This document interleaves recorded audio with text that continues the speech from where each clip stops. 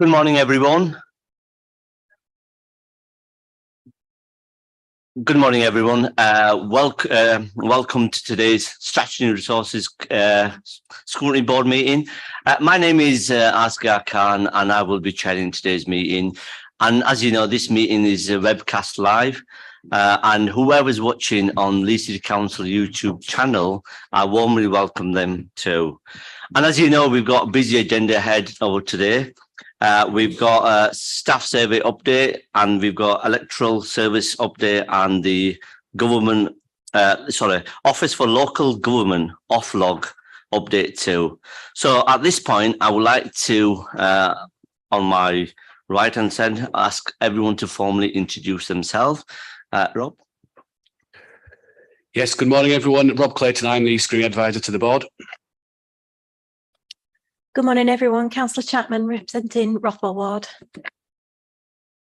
Councillor Samforth for the Harewood Ward. Councillor Matthew Robinson, also from the Harewood Ward. Good morning, everybody. Councillor Deborah Cooper. I'm Exec Board Member for Strategy and Resources.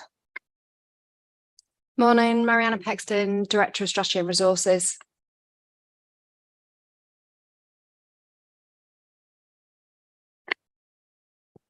Morning, everyone. John Mulcahy, Chief Officer, Elections and Regulatory. Good morning, Graham Sefton from the HR team, and I'm here for the item on the staff survey. Good morning, Frank Perrins, Intelligence and Policy Senior Officer. I'm also here for the staff survey item. Morning, everyone. Mike Eakins. I'm here for the off-log report.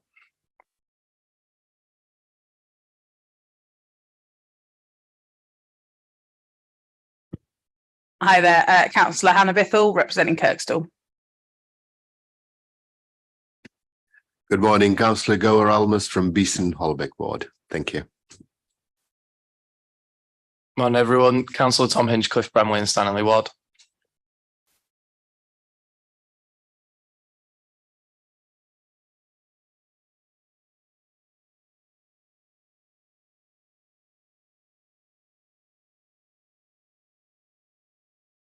Councillor Sharon Burke, Middleton Park Ward.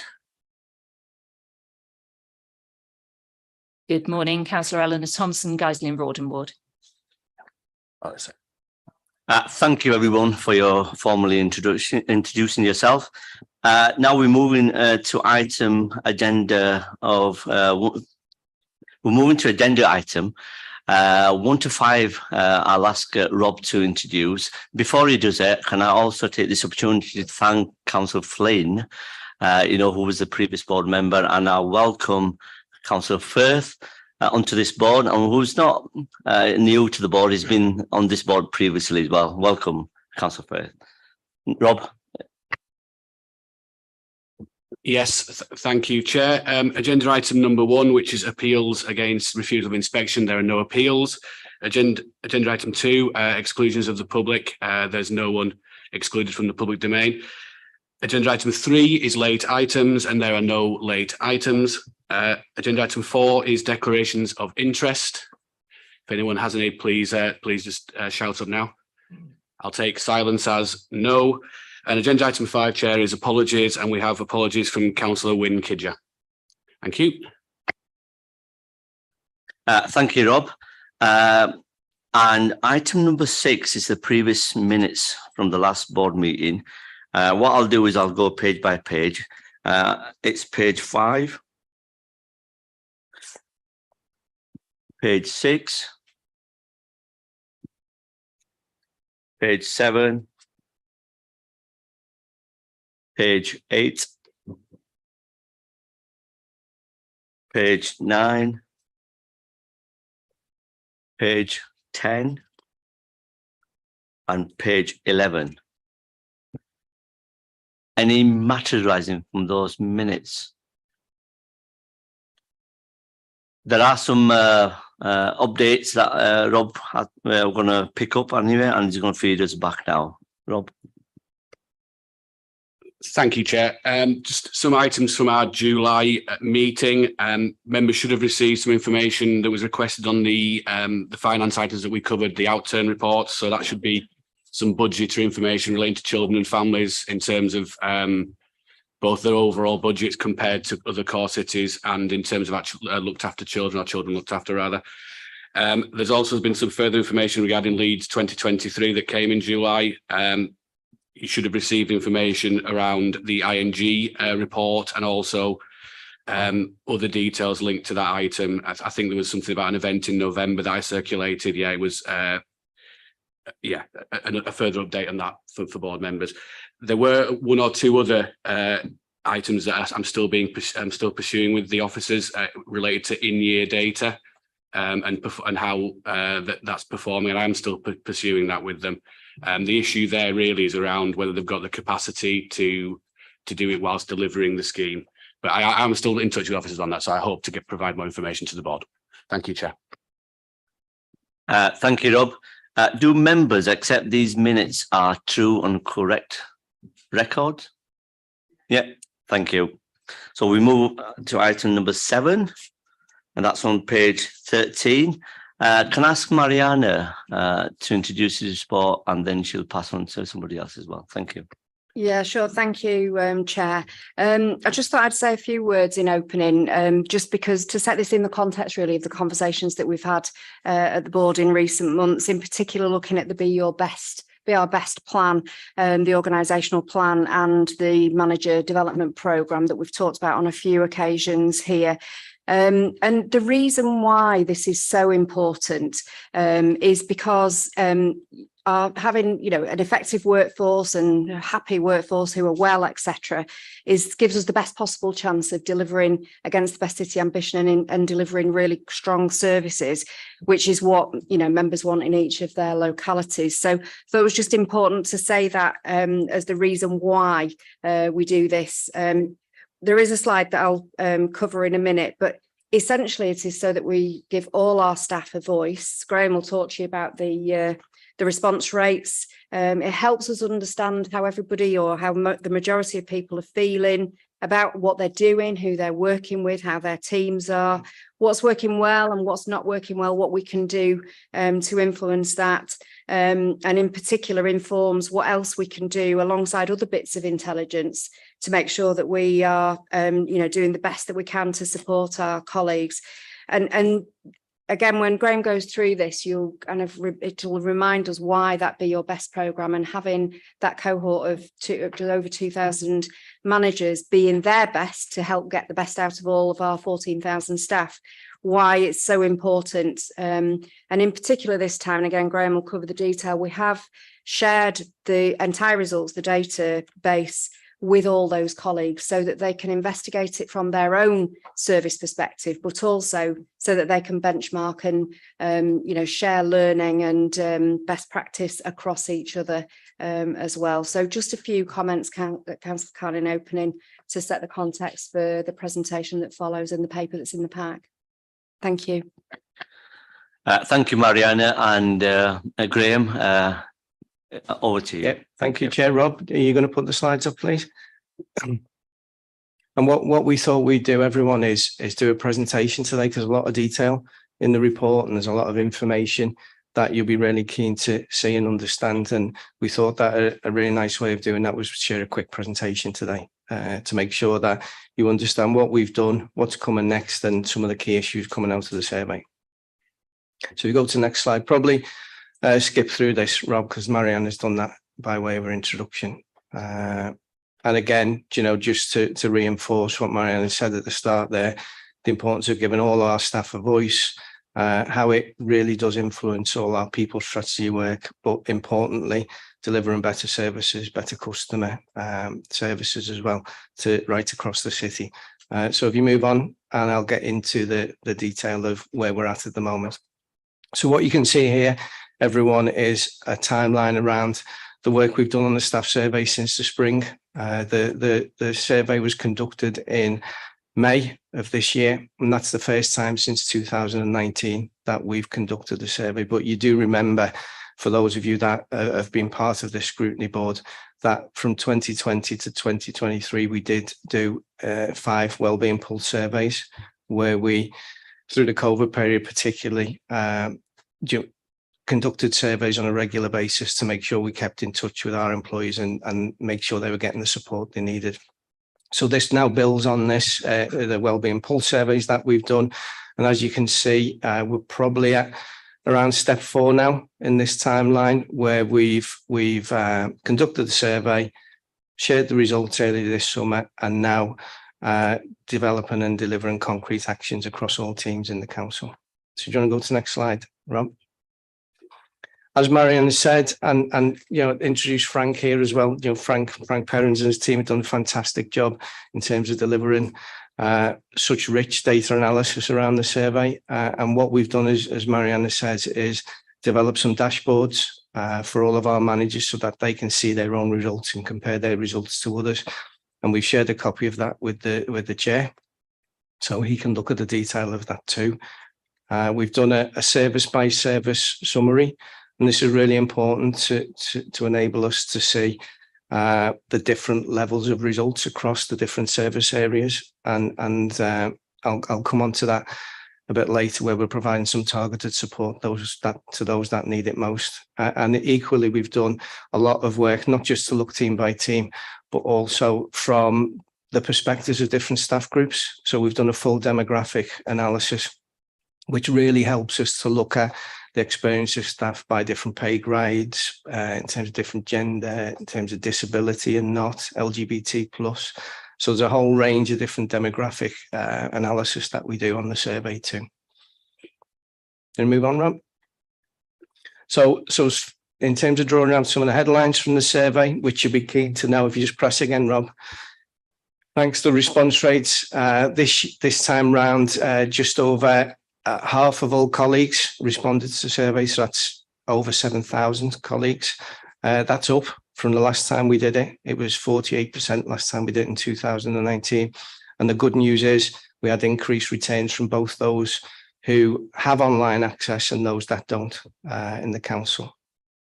One of the main questions we ask and gauge in terms of overall employee satisfaction is this one here. If a friend asked you to give a score out of 10 for your job at LCC, what would it be? And if you just click on again, Rob, you can see here really positive results around this. So we've got, if you look at the green on the top line there, we've got around 75% of colleagues rating their experience in the council 7, 8, 9 or 10 out of 10, which is really, really fantastic.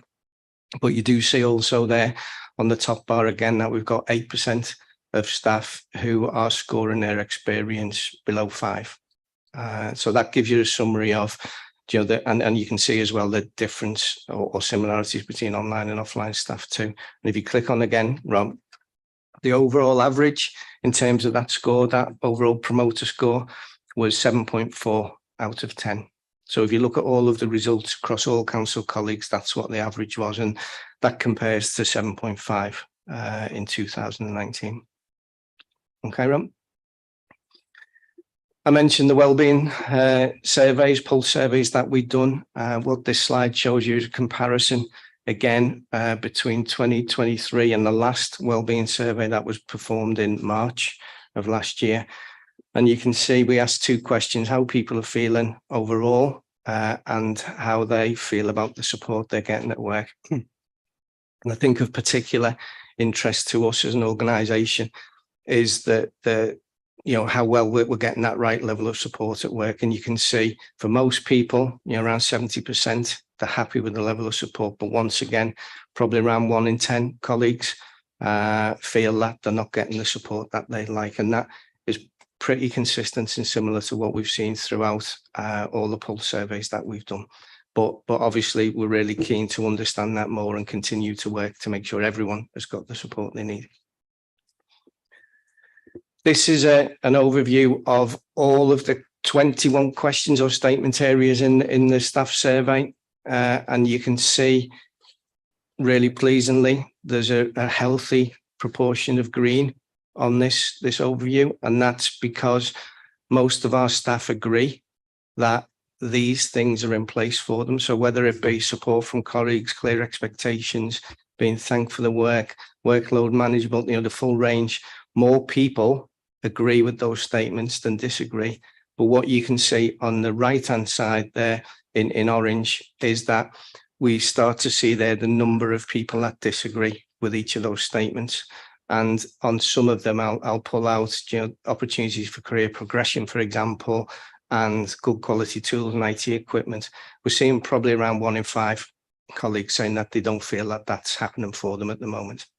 You can see the comparison to 2019 there too, and it's remarkably similar.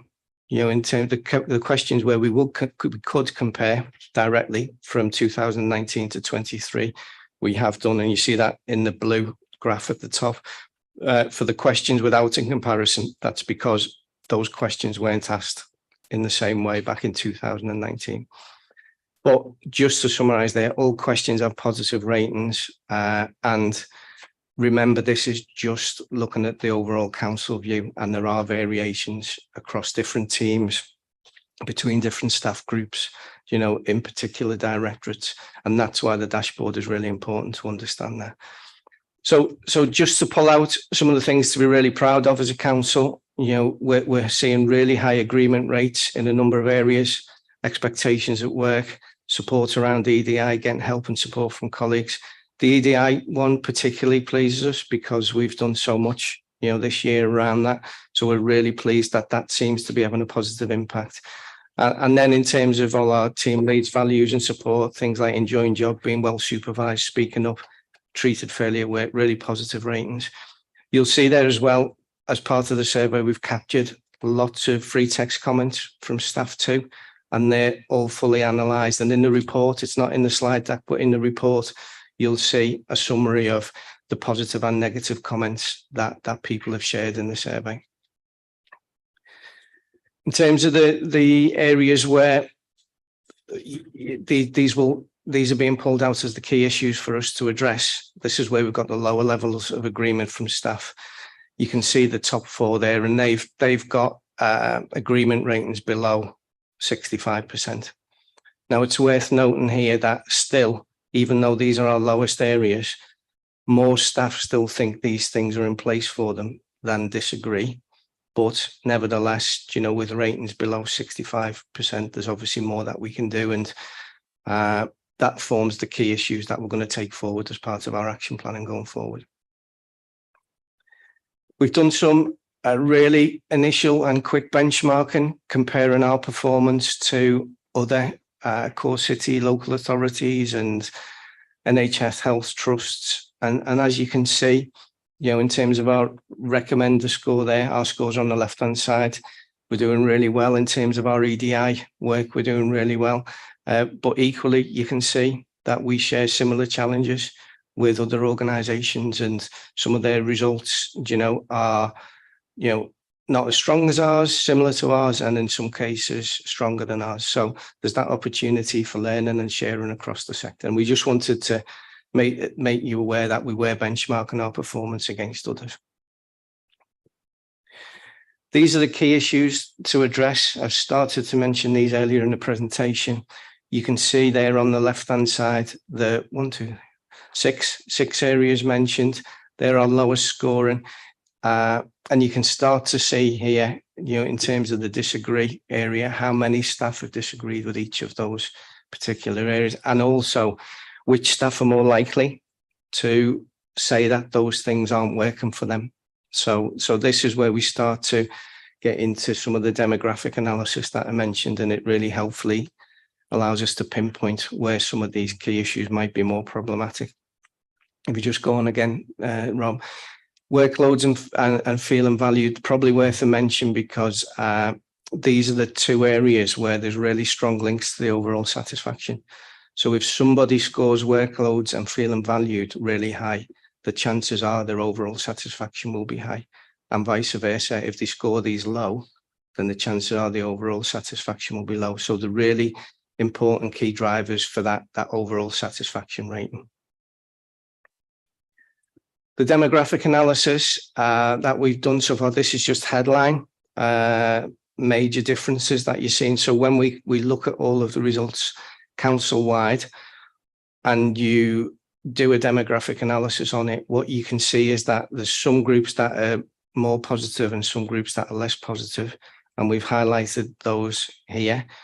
Where you don't see a group mentioned, for example, in terms of the LGBT community in these, that's because the results for that group are largely in line with the council average. Now, we need to do more work on this data. This is the high level demographics. And obviously what we're not saying is that, you know, everybody who falls into these groups, you know, is the same, and there will be differences, you know, and there will be individual experiences that we need to pick up in different teams. But it's really powerful data that helps us to see where we might need to do more for some groups and where we're doing well for others. But we are going to make sure that we drill down and do some more detailed analysis on this work, and Frank's team is going to be instrumental in that. So that's the results and the key issues that we've drawn out. In terms of our response, Mariana mentioned the organisation plan and the peer review, and our response very much tries to connect those with the staff survey response plan too. And you can see here the approach we're taking. Obviously, we want everyone in the organisation to bring forward ideas, to put forward suggestions, to make a difference on the ground locally, and all our values work will be instrumental in that. But equally, we know that we want all of our managers and teams to take forward local plans and local action. But we know that some of the responses are going to need to be tackled at a corporate level. So it's a three-pronged approach, all 14,000 staff playing a part, all teams taking response plans forward, and the corporate response from the organisation too. And move on, Rob. In terms of the ask around the managers, so the wee bit in the middle, what we've set out is a range of actions we'd like all managers and teams to consider as part of their response, and they purposefully and specifically pinpoint those 6 key areas that I mentioned that were coming out of the survey. And what we're attempting to do here is make sure that there's a real collective effort on everybody delivering change in teams against those 6 key issues. Okay, Rob. Corporate level actions. There's a lot happening here as part of the being our best organisational plan.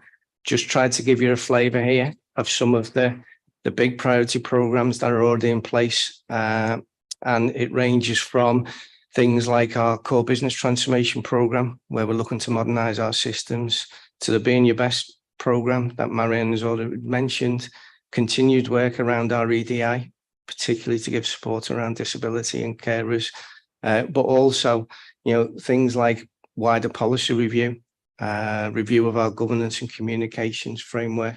And that's all about, particularly on the workloads and bureaucracy and efficiency issue, trying to make sure that wherever you are and whatever you're doing, it's streamlined and easy as possible to do your job in the council, trying to directly tackle some of those workload concerns that people have.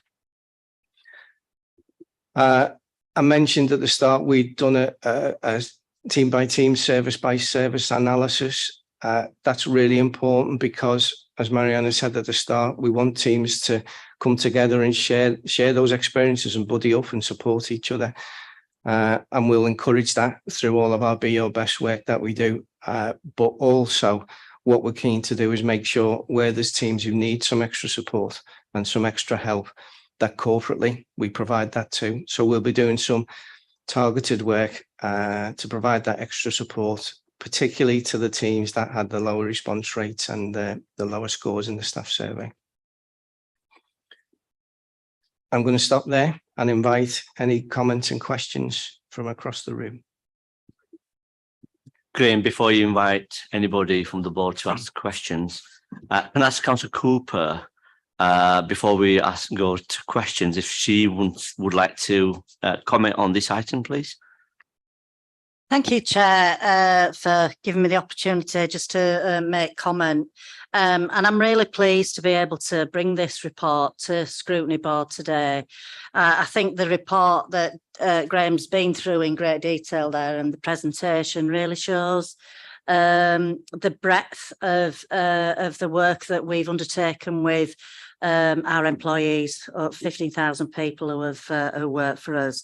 And absolutely it shows some areas there where we're doing extremely well, but also shows some areas where we need to do more. We recognise that, and you can see from the action plan as well that Graham talked about, the work going forward, that we take this extremely seriously. It's important to us that our staff feel good about the work they do for this organisation, and so I know that that Marianne, Andy and the whole HR team are behind making sure that all those concerns that were raised in the staff survey will be addressed, but also celebrate some of the really good responses that we had in the survey.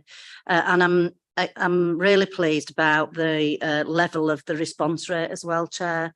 And I know the team went to extra lengths to try and ensure that, you know, we upped that response rate this year, and they were really successful in that. So I'll leave it there for any questions, Chair. Thank you.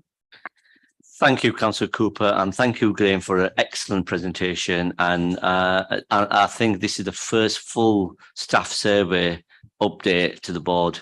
I know you've been doing a lot of work during the pandemic as well, and I just want to say thank you for that as well. But this is a full update of the staff survey.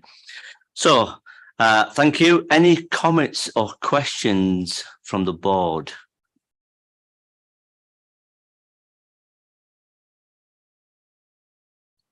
Councillor Thompson. Thank you, Chair.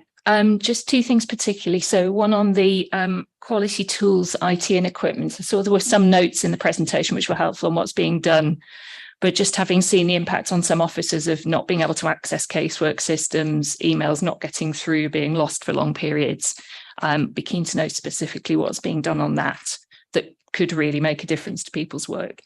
And also, if somebody's found to be really struggling, what are we doing to support them? Are we aware of any barriers in place that there are to accessing support for people? Or if they perhaps find they're in the wrong role, is there support for them to find something that fits better? Thank you. Graham, before your response, this is a test fire alarm, so don't be alarmed. Stay in your seats. So let's just, it'll be a few seconds anyway, so minutes.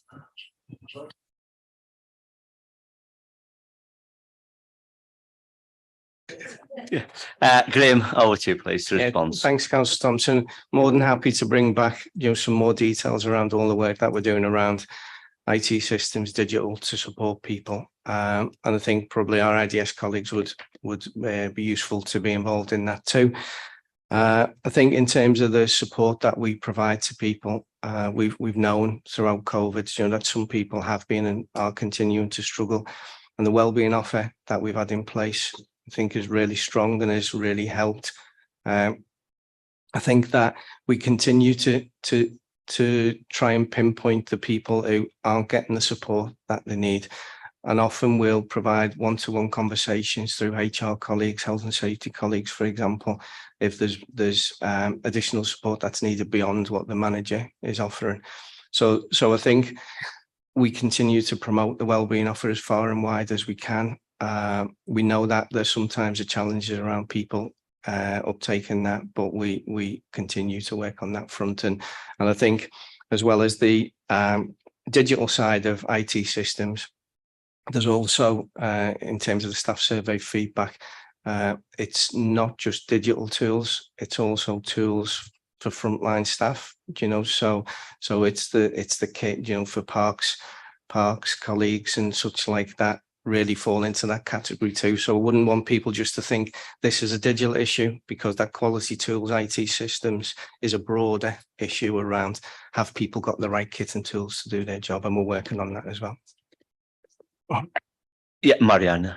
Yeah, just to add, thanks, Graham. As part of the work, we are also just checking in with managers to understand a bit more in some of those areas where it was scored particularly high, what these specific issues are, so that we can make sure we target that work Obviously, there's a lot of digital developments going on, both around hardware and around software, to try and make sure that particularly those key systems, particularly where it is casework, for example, or customer service where people are on the front line, that performance is as good as it possibly can be. And as Graham says, we can bring another update on that later. And just to add, the tools at the front line, just to emphasise, there were no health and safety concerns raised about those. It was, that's obviously an important question that we've checked in. Thompson, do you want to come back? Or? One thing I've been really impressed to see is the nice new electric mowers for bowling greens, which certainly the bowlers appreciate. So it's good to see there has been progress in all sorts of areas. Thank you. Thank you. Next on the list is Councillor Burke. Thank you, Chair. I kind of echo Councillor Cooper's comments about how pleasing it is that the response rate has gone up. However, it's still really disproportionately low, isn't it? So 52%, I appreciate it's gone up, well done. But some of the groups in your report says the return from some of the teams was 12%. I mean, that's, so the overall ratio is somewhat skewed, isn't it? So if you've got some teams responding at 96% and some of the teams at 12%, there's an area of concern around why a team's only responding with 12%. So what we're going to do about that is my first question. Some of the areas I think are quite predictable, and some of them are quite concerning, particularly the ones around appraisals. So is that, and I know there's been lots of managerial training going on, but if people are concerned about the quality of appraisals, then perhaps that's an area that needs looking at. And particularly interesting is the analysis you've done about the groups that are more likely to score higher as opposed to the groups that are more likely to score lower. And I'd be really interested to look at some of the rationale behind that, because some of this kind of doesn't sit with the conversations I've had with some of the disability groups and the groups attached to IDI. So that's really, really interesting. But it's also interesting that in the presentation you put up, that people at a higher grade, because I suspect the higher grade you are, the more likely you are to be satisfied. That's typical, isn't it, of any survey? And my last point, because I'm very conscious, I'm saying lots of things. The action plan, particularly around the support around change, it would be appraisals mentioned again, but in particular reference to career ambitions, but appraisals obviously should be much wider than that, shouldn't they? Is around cultural awareness, because if we look at support around change, it's not just around protected characteristics, isn't it? It's very important that we look at cultural awareness, I think. Thank you, Chair. Graham or Mariana, do you want to pick up? I'll pick up some points, and then Mariana, if you've missed any, help me out. And Frank as well on the data. If you want to add anything, that would be really good. In terms of the follow-up plans for the low response rates, firstly, we're already in touch with those teams, and we've got over the remainder of the summer and into autumn, got plans to meet with each of those teams and understand a bit more why. And what we'd really like to do there is, like you say, Councillor, understand the reasons, firstly, but also make sure the staff in those teams still do have a chance to share their voice, and then think about, if we were to rerun this survey in the future, what can we do to get that return rate higher? So we're doing that work, and we've got agreement for those services to come together over the autumn. In terms of the analysis around the groups, I'll let Frank come in on those, if that's okay. Yeah, so we've done quite a lot of initial work on, and we've produced quite a lengthy report already looking at all the different groups. But what's interesting is when you look at it at a high level, just looking at the high level figures, it doesn't tell the complete story. There's so much data in here, and it's dependent on really, different services as well. It's not just about the demographic factors. It's about which services are more likely to have those demographics and all that. So we're doing a lot more work, carrying on doing more deep dives into that to see where something's a demographic issue or whether it's maybe a service.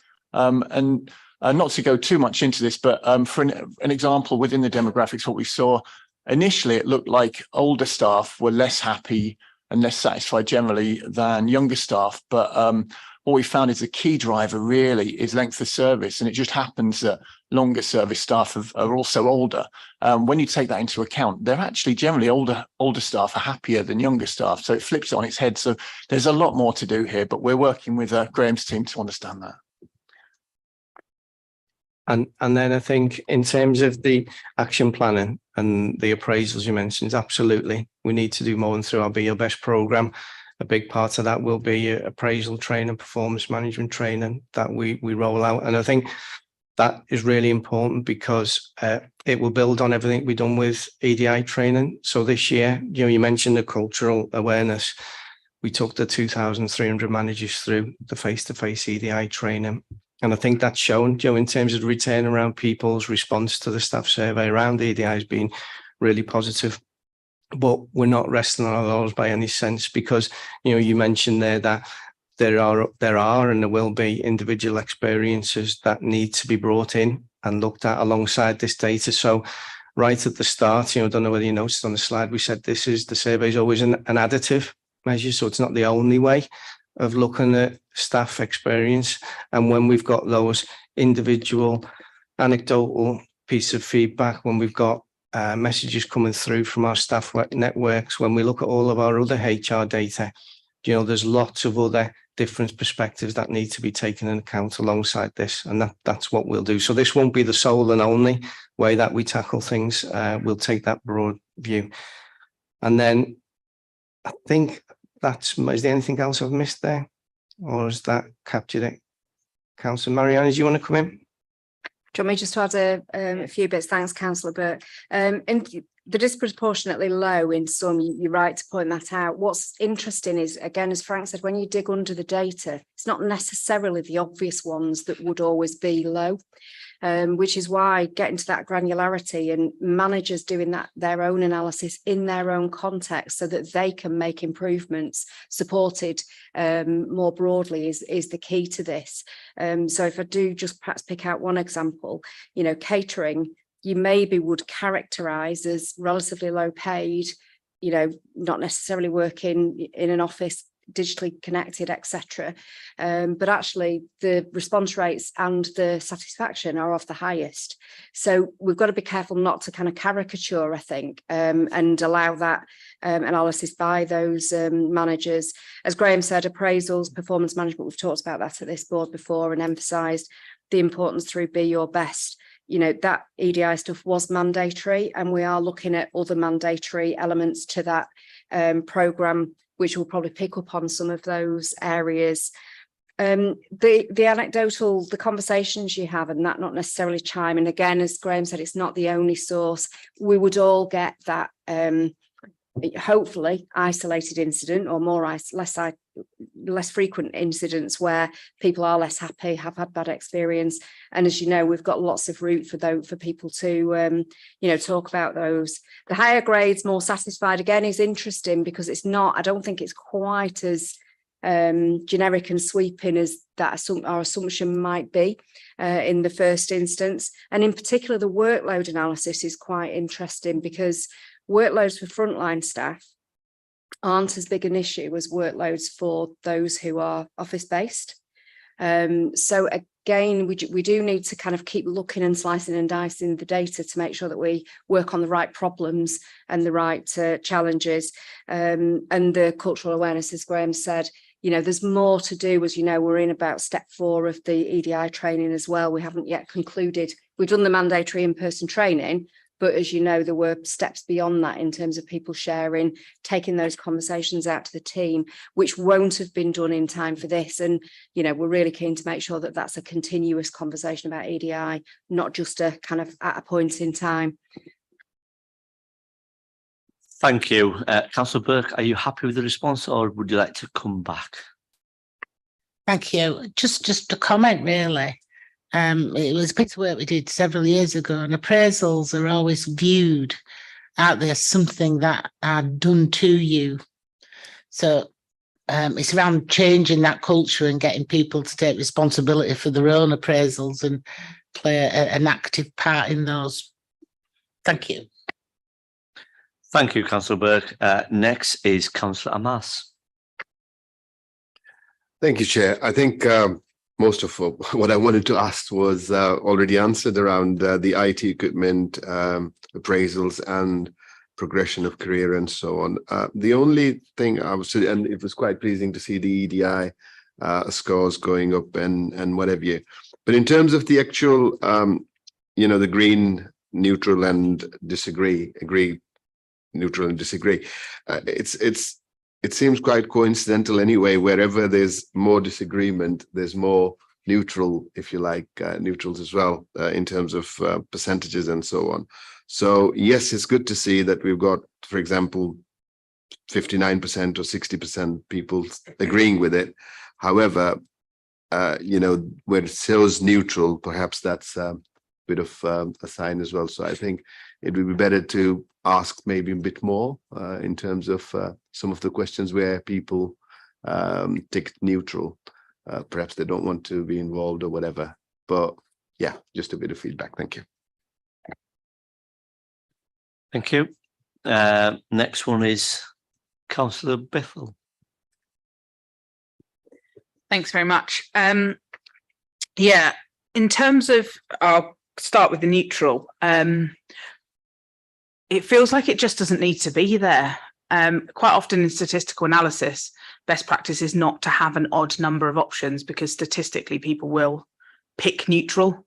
So I wonder if actually it would be worth just getting rid of it, because most people, if they think, will have even if it's ever so slightly positive or ever so slightly negative, so we can at least judge a bit more effectively, because it's kind of just, it's almost blank space, isn't it? Just in terms of responses. The EDI, I mean, I could sit and listen and read about data breakdowns for weeks.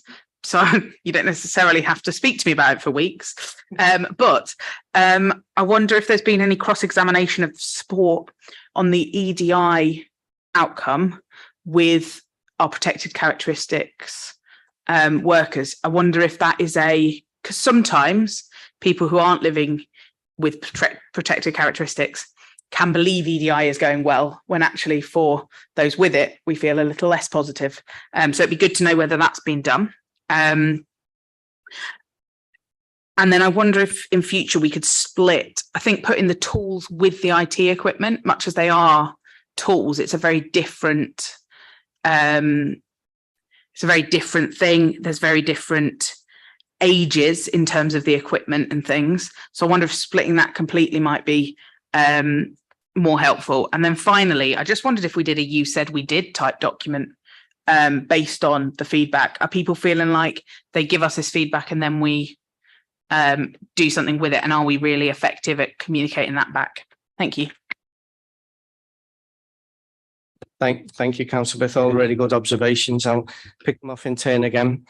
So in terms of the EDI and question and cross-referencing around protected characteristics, yes, we've done that. And I think, Frank, some of the things that have come through there are interesting. So, for example, you'll see on the main overarching demographic analysis that Asian and Black staff are more positive overall, but on some of those questions around things like the EDI related questions, that is not as strong and positive a story. So I think drilling underneath that is going to be really important, and Frank's team have been doing that. And for example, we've provided some more detailed information on all of the protected characteristic groups below that headline. So, in terms of LGBT, again, we've looked at the results by LGMB, in terms of trying to drill down and understand that a bit more. So that work is taking place, and I think that's what we'll bring back over time, and that will really strengthen our ability to pinpoint some of the action and understand where some of the real issues are. In terms of the survey design and the neutral question, I'm going to devote to Frank's great expertise about the merits of that. If you're okay, Frank. Certainly. Yeah, no, I take your point that, you know, some groups think it's better to remove the neutral and then kind of force people into a positive or negative. Equally, there's a lot of people that think you should allow people to sit on the fence if they want to, and there's, you know, mixed views on this. One thing that we're kind of stuck with is that we've used this model for a number of years, and if we change it, the results will change, and we won't have that same clear kind of ability to track trend that we have now. So that's one reason why we want to keep it. I quite like it. I like a neutral because I think it is, you know, there are questions there that don't necessarily that I wouldn't feel as strongly about, and I'd like to, you know, put myself on the fence sometimes. But yeah, I think it's useful, and we can understand it in context. If you look at the results that came up earlier, there was one on the support from the support with How You're Doing that came up on screen earlier.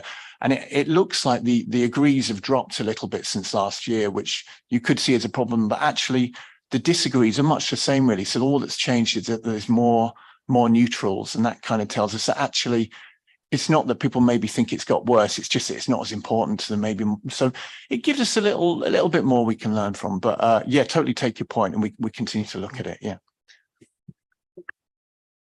Thank you, Andy. Councillor Biffle, are you happy with the response, or do you want to come back? Yeah, maybe it's a politician thing that I don't want to sit on the fence and don't want anyone else to either. In terms of the EDI stuff, is it possible for, when you've done that digging, for it to be sent to each of the member champions, please? Because I think that would be really useful information for me and all of my other colleagues to have. Thank you. Yeah, absolutely. And there was one of your other questions I didn't reference there, was the "you said we did" approach. And if we go back to earlier on in the spring, we did an awful lot to share some of the "you said we did" actions prior to the survey going out, because it's really important, isn't it, that people do feel there is change and do see change. And we'd had that big gap between 2019 and 2023. So we did a lot of work on that and developed communications and campaigns around that. And we'll do the same again, you know. So it starts with our action planning, but very much lasts throughout the full year and into next and through to the next survey. We always have to be showing that we're making a difference, there's real change on the ground, and people see that and get that. Thank you, Graham. Mariana, do you want to come in? Sorry, just the completer finisher hat in me. You asked about splitting the tools and IT equipment. I mean, we're happy to take that away and have a think about that. The thing we're always trying to balance, as Frank just alluded to, is that how do we make sure we can all get enough trend data, as well as having questions that are really current and topical. So that we're, you know, very happy to take that away. And just to add on the "you said we did," I can promise you we've been nagging relentlessly in comms ever since the kind of survey results were published, to make sure that locally managers are picking up that "you said we did," because that's where it'll have the most impact and the most meaning through one-to-one conversations and team meetings, but also been making sure that we do that at a corporate level as well. So yeah, we're really keen on that. Thank you. Yes, Councillor Cooper.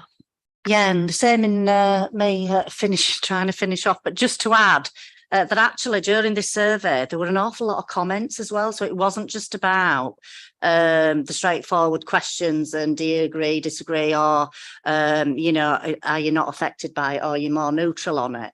And all those comments as well are being looked at alongside all the responses that we got in terms of answering the questions. There were, like I say, the scope to make all these comments is being looked at, and those comments will be worked through to ensure they're responded to as well. Thank you, Councillor Cooper. Frank, I'm sorry calling you Andy. It's a Monday morning. So please, because the script I've been given was Andy, so sorry, Frank. Okay, next on the list is Councillor Robinson. Thanks, Chair. And nice to see you again, Graham, and see the data from 2019 to 2023. A lot's changed since 2019 to 2023, and I suppose the lack of movement in one sense, when we've been through so much, is a credit to the amount of work that has taken place as well. I'm really interested to understand a little bit more if we do anything about benchmarking against our other local authorities. perhaps in West Yorkshire, but other core cities as well. It's not mentioned in the report, but do we do that? Is there any data on that that we can start to see? I appreciate their questions may not be the same as ours, as also a direct comparison is not possible. Yeah, thanks, Councillor Robinson. It's always a challenge to benchmark, and because everyone does it slightly differently, you know, in terms of the staff surveys that they instigate. But where we've been able to, and you know, there was a summary in the slide deck, and it mentioned in the report some of the core cities, large authorities, NHS organisations, both locally and nationally. We have in confidence been shared that data, and we are looking at that, and you know, we have got some indications there of where we're strong and where, you know, others are doing more than us, and that whole idea around working together in the city, you know, with other local authorities is something very much that we'll take forward. Yeah, but I'll in the slide deck, there's one slide there which gives you some of the data that we've been able to compare to, because there's a more of a direct and linked question that's give us the ability to do that. Thank you, Graham. Councillor Robinson, are you happy with the response? No follow-up. Thank you. Next one is Councillor Chapman. Thank you. I've got a few questions, sorry. Some are specific. So recognition was one of the areas we were going to look at, or came out as an area of concern. Is how actually do we say thank you? How can colleagues say thank you to other colleagues, and is that made visible so everyone can see it? And do we buddy up the managers of lower performing teams with the better performing manager teams to see how they do it, whether it's within directorate or across directorate, actually? Because that experience, you know, some people are better at it than others, and that would help if we don't do it. And then some of these are linked now. I mean, offline was clearly a problem. Now I know there's a programme where a lot of the staff that are offline will be able to access things like this survey more easily on their phones going forward from next year. So I guess we really need to see the results after that's happened to see if that makes a difference. Is it the fact that they can't actually get online that's causing a poor response rate? And to go with that is, when is the next survey? Because if that only comes out in April, that in terms of changing the system so they can access it, we need a survey after that, 6 months down the line, even if it's an interim survey of just offline colleagues, to see if it's making a difference to anything. And then finally on workload, and this is more a comment really, on the workload, I mean, I don't think it's surprising to anybody that people are going to feel under the cosh because we've had to make so many cuts in so many places. I guess an update at a future meeting on what we're doing strategically or tactically to manage reducing numbers of staff, but the same workload, or looking at what we can stop doing without actually having too big an adverse impact on something. So sorry about that, that's quite a lot. Thanks. Graham, do you want to respond? Or? Yeah, I'll try my best to pick them up, Councillor Chapman. Starting with the recognition and saying thank you, really important aspect of day-to-day life for the council. I think one of the things that you'll also see in the survey is that in terms of a lot of the positive comments coming through, people often talk about support from the team, support from the colleagues, support from the line managers. But you're right, you know, we'd like that, you know, general thank you to be more frequent, always genuine and done really well. More corporately, we have things like our Awards for Excellence that we run, and that's coming up in December, and that's a chance for people to really celebrate the star performers in the council. We have things like Long Service Awards, Recognition Week. So during the autumn, there's a real focus on that as a council, and it's an annual commitment we make. And we try and make really strong links to it around things like appraisals, you know, like Councillor Burke was saying before about people saying thank you, and in those one-to-one meetings that does happen too. The bit around buddying up between the higher performing and lower performance services, yes, absolutely. I mentioned before that we are going to attempt to do that, and we're talking with directors about how best to do that at the moment. We've also got manager community as part of Be Your Best programme, which brings as many of those 2,000 line managers together on a regular basis. And we'll be looking to make sure that some of the issues coming out of the staff survey are fully considered, as part of that. And that is a really good connection across teams. And then even some of the obvious stuff around, even within directorates and within services, we really encourage, the directors to make sure that sharing of ideas happens, within their own patch too. So we're doing all of those things, Councillor Chapman. The response rate around offline versus online, just so everybody's clear, we had about 2/3 of online staff responding and about 1/3 of offline staff responding this time round.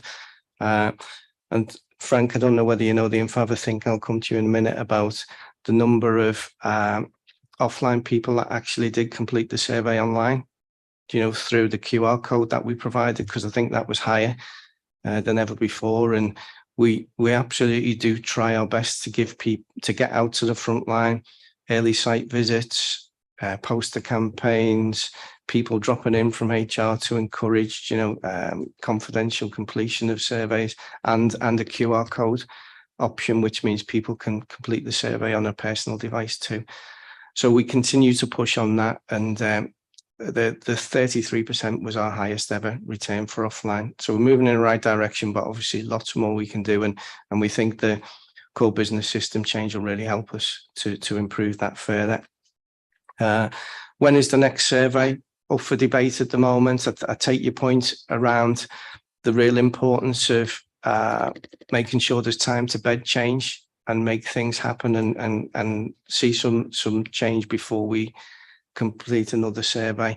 But at the same time, we do need to keep in touch with people, and I think that there'll be all those other day-to-day mechanisms like the one-to-ones, the appraisals, the team meetings, where we'd hope and expect that the messaging and the "you said we did" approach is kept live over the next 12 months. And then the workload question, yeah, more than happy to bring back a further report around what we're doing corporately, strategically, to tackle that issue around workloads. Thank you, Graham. Mariana, do you want to add? Yeah, just to add into all the stuff that Graham said there on the thank yous, another one that we do push is, in Tom's regular communications and sometimes communications from members, make sure that colleagues get a shout out, if there's been a visit or something achieved, which might be a work thing or might be somebody, doing something like a performing arts, something, or a sporting occasion, something like that as well, just to try and give that credit, just to add into what Graham said. Another couple of things we did that with the offline that I think did help was we did ask trade union colleagues, we did ask Vanessa as the Freedom Speak Up Guardian, and we did ask Councillor Cooper as well to do short videos to complement everything that Graham has said. And it did result in our highest. So whilst, you're quite right in some ways, Councillor Chapman, to say it's a problem, it is a problem, but we are doing stuff about it and, aiming to improve that. And hopefully core business transformation will make a difference to that. My gut feel on the next survey, to be honest, is 2 years, not one.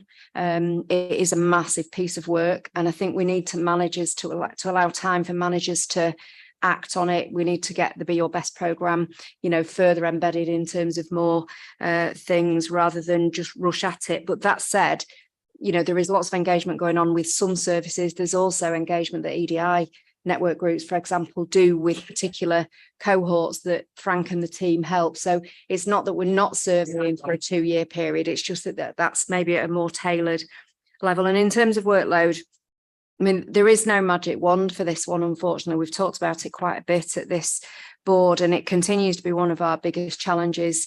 The peer review, again, is likely to mention workload challenges.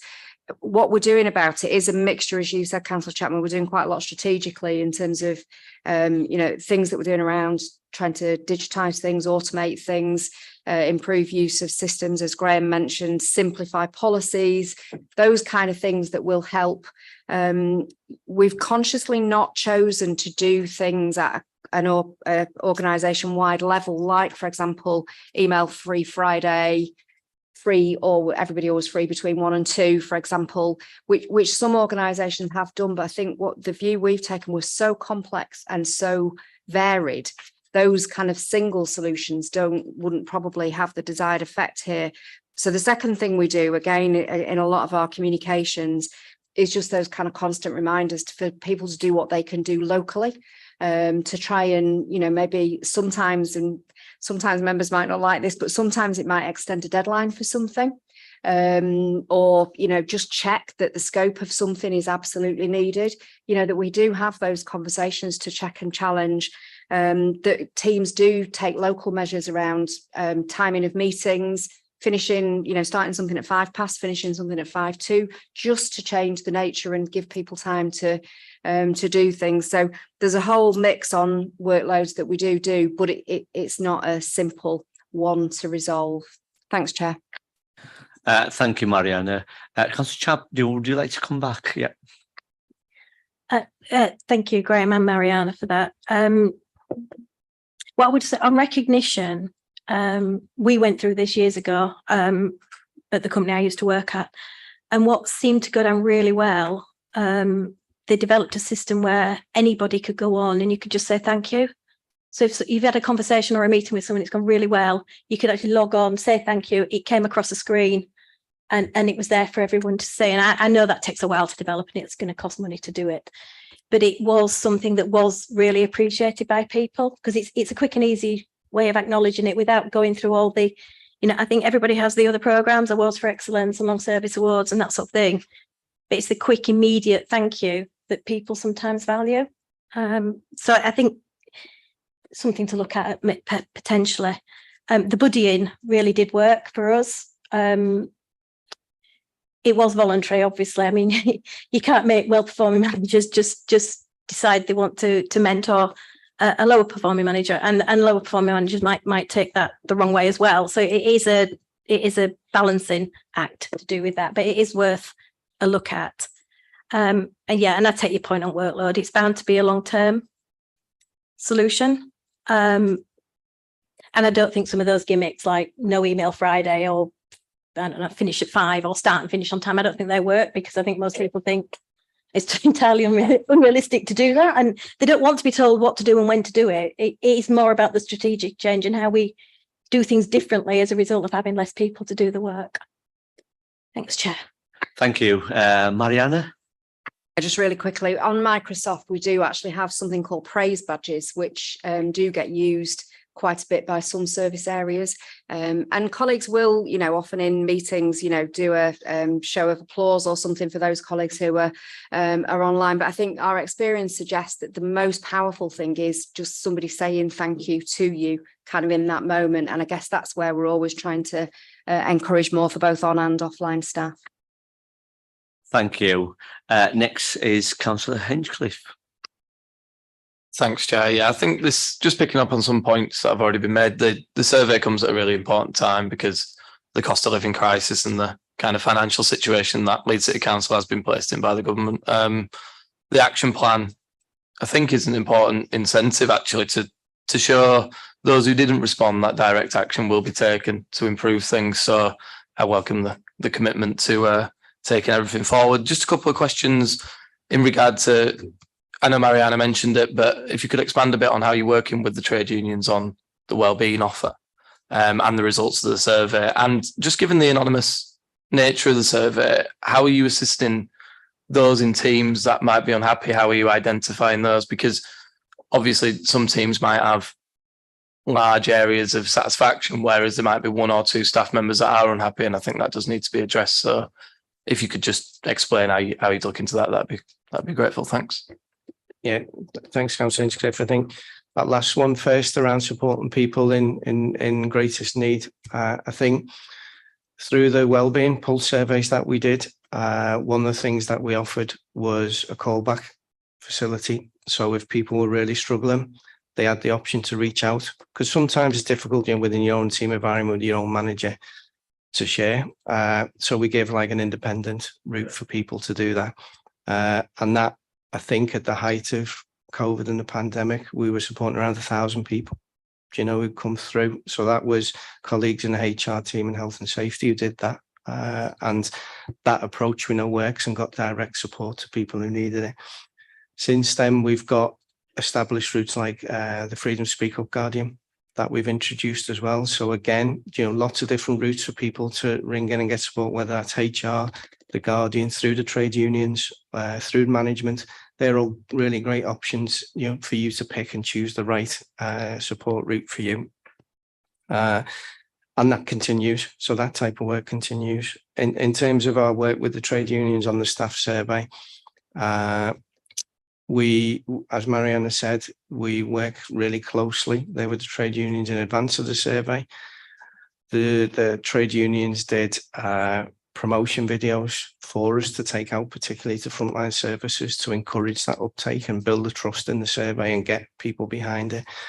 And since the results have come in, a bit like we've done today, we've sat down with all the trade unions and gone through the results, and we've got 2 more meetings in regularly between now and Christmas to take forward the action plan and jointly with the trade unions. So that's all in place. And once again, we'd hope and expect that at local level through all the different directorate routes that the trade union engagement is strong. So it's not just corporate, it's embedded into the day-to-day work as well. Mariana? At risk of being predictable, sorry, just to add, similarly with staff network groups, which obviously are another important engagement route, as well as Graham says, through team meetings, etc. Councillor Hinch, would you like to come back? Thanks for that. Yeah. And you mentioned just very briefly on a review of governance practice. I don't know if that's going to come back to scrutiny, or you have an approximate kind of date for that. This is something I talked about 2 or 3 months ago, about just trying to review all our policies to try and simplify them. We haven't got a definite end date because there's a lot to do. And as you probably not be surprised to hear, we're finding difficulty getting capacity to do that review activity because everybody is so busy, but we're still determined to take the top ones of those that are, causing colleagues the most frustration and the most bureaucracy, if you like. And look at those first, hopefully before Christmas. But we are also, you'll be pleased to hear, making sure we don't throw away good governance either. It's a balancing act with these things. And likewise, we're doing a review of the Constitution for the same reasons, but to make sure it's kind of proportionate and up to date with current developments. So hopefully something by Christmas, but it will be ongoing. Thank you. Do you want to, is that okay, Constance? Yeah, okay. Thank you. Can I also echo what a fantastic report has been brought in front of us, the staff survey. And I know there's a lot of hard work's gone behind this and, collecting that data. And I just want to say a massive thank you to all of you, for collecting this information. And I want to thank Graham, Frank, and Mariana for responding to our questions. Thank you. So we are okay. On page 13, it's asked us to note the report. Is member happy to note the report? Yep. Thank you. So we move to agenda number 8, election update. And I've got John and Susan with me, who's going to go through the report. I'll let them decide who's going to go first. Thank you. Thank you, Chair. Morning, members. Just to do a brief introduction before I hand over to Susan next to me. This report follows an earlier report we brought to Scrutiny, which outlined the main changes with the introduction of voter ID to the elections. We're asked to come back with an update report after the elections as to how the introduction of voter ID went. So that's included in this report. We've also given an overview of voter participation in the May 2023 elections. And then we're looking at some further changes to the postal and proxy voting application process, which has been introduced later this year. And finally, a quick overview of the main changes to the parliamentary boundary review. So a few different things for you to look at this morning, which I hope you find helpful and interesting. The report itself is just for information. There's no proposals being made to you this morning, so it's just for you to note. And Sue Wolfe here is going to take you through the main points in the paper. Thank you, members. Okay, so first of all, we've got voter participation. Elections during the pandemic had a huge impact on the method of voting chosen by Leeds residents. A write out to all non-postal voters saw the number of postal votes increase to 215,000 from 88,000, and a subsequent footfall in polling stations which fell significantly. At the elections in May this year, just under 178,000 electors chose to vote by post, which was still a huge number and the largest of any local authority in England. The report outlines the number of electors who used their postal votes, 62% of them, and also details where postal votes returned were rejected by the returning officer. The first slide in the presentation shows how the numbers rejected have fallen over the past 5 years due to improvements to the postal voting pack and additional measures taken by the returning officer. As has been the case since 2021, more electors in Leeds chose to vote by post than in person. And the report shows how this has changed since 2018 and can also be seen on the next slide. The orange line represents voting in person and the blue line voting by post. As you can see, the methods are starting to head towards each other again, but we are still in a position where around 60% of electors vote by post and 40% in a polling station.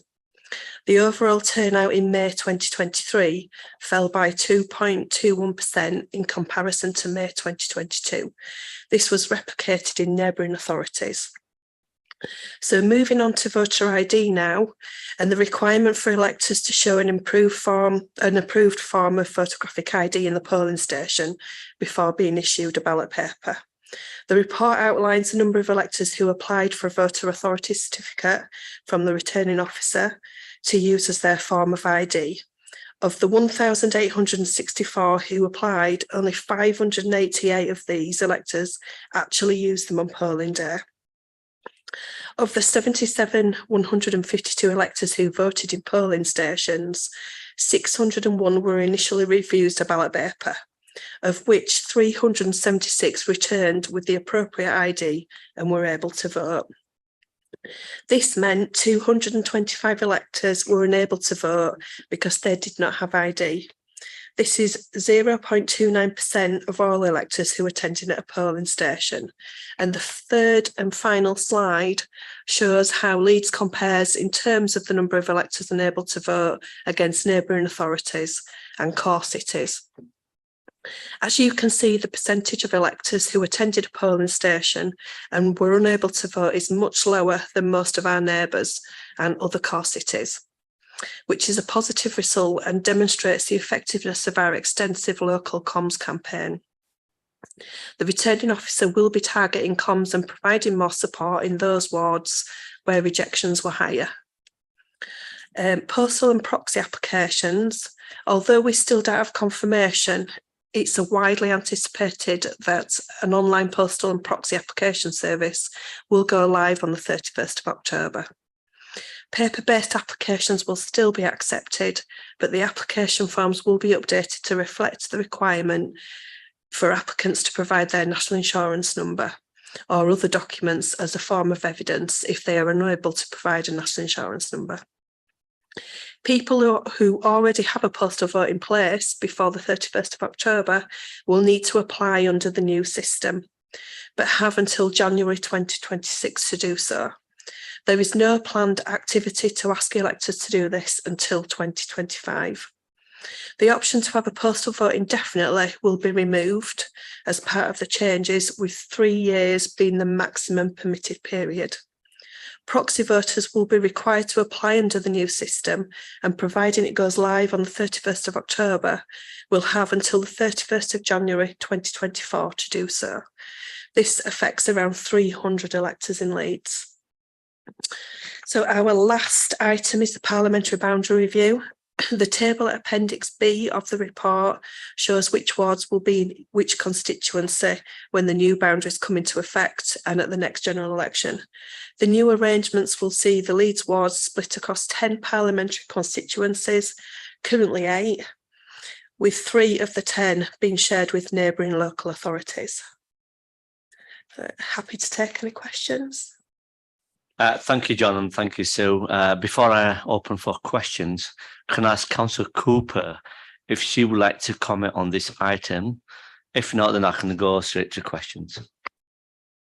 I think if you go to questions and then I may need to comment when questions arise, Chair. Thank you. Thank you, Councillor Cooper. I open to the board. Any members would like to ask a question? Councillor Thompson.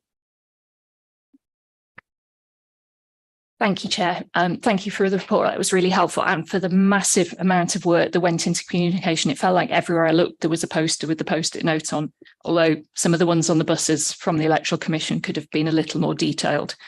But I'll leave that for now. Particular concerns from the report from the all-party parliamentary group that was released last week and was fairly widely reported. That parliamentary group, chaired by one of the authors of the system, describes this as a poisoned cure, which is hardly a word of encouragement for such a massive change, and that the changes caused more harm than they prevented, raising particular concerns about the ethnicity and disability gaps in access to voting. I'm wondering if we have any, I know it's probably hard to measure, whether we have any measure of that impact in Leeds, particularly on those groups. And of course, we don't know how many people didn't show up to vote at all. We spoke to several people who either had no ID, so knew they couldn't, or didn't want to show ID and therefore wouldn't vote for the first time. And just that loss of trust that follows from it. Thank you. Thank you, Councillor Thompson. John or Sue? Yeah, I'll pick up that one, Chair. Thank you. Thank you very much, Councillor Thompson. Yes, we've seen the report that's come back detailing people's opinions about the new system. Obviously, that's a very political report, not something that us as officers can comment on. Your specific question about whether we have any figures for Leeds for people with access or disability issues who are unable to vote. We don't collect disability statistics for voters, and of course the vote is always kept in secret. We do have a number of facilities available at polling stations, including making sure that they're all accessible and that the polling station staff are trained to help people with different accessibility needs. So we do have all that in place. And of course, the postal vote process is available to people to vote via post should they feel they're unable to get to a polling station for whatever reason as well. But no, to answer your direct question, we do not hold statistics of how many of the voting population are disabled and what type of disability they have. Okay. Anybody else? Yeah, Councillor Hinchliffe, please. Thanks, Chair. Yeah, thank you for all the work that's gone into this, because I know it's a tricky issue and it has been difficult for everybody. And as much as it is welcome, the data has to be treated with caution, doesn't it? Because it doesn't show the amount of people, like everybody has spoken to, I'm sure, that wanted to go vote and didn't have any ID, so didn't go to the polling station to get refused and didn't have a voter authority certificate. There were some reports at polling stations that they were using greeters on the door rather than letting voters go to the desk to check ID. So obviously this would skew the data slightly because they won't be written down as an outright refusal. So I just wondered if there were any of these reports from Leeds or if that was a problem elsewhere. Thanks, Chair. Thanks, Chair. Thanks, Councillor. We didn't employ greeters in Leeds, so we didn't have that interaction at the door. It was when people came into the polling station that we first spoke to them.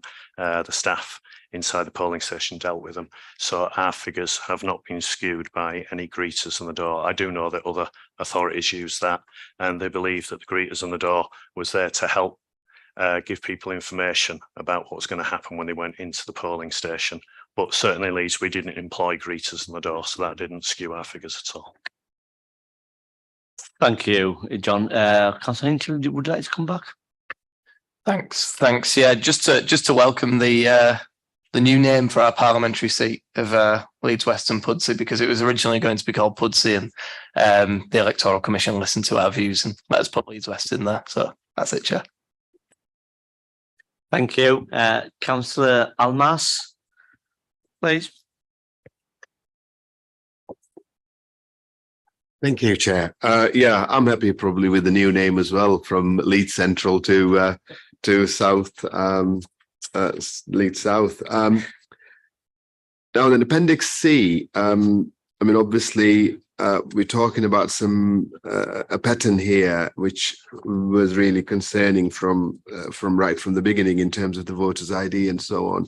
If you look at some of the wards most affected, Beeston Knowlebeck, Richmond Hills, Bermontoft and Richmond Hills, sorry, Gipton Hills, Hunslet and Riverside, Little London, Woodhouse, with maximum number of, if you like, voters who were initially refused the ballot paper, and then unfortunately total numbers of voters who did not return as well. For example, 45 from Gipton Hills alone.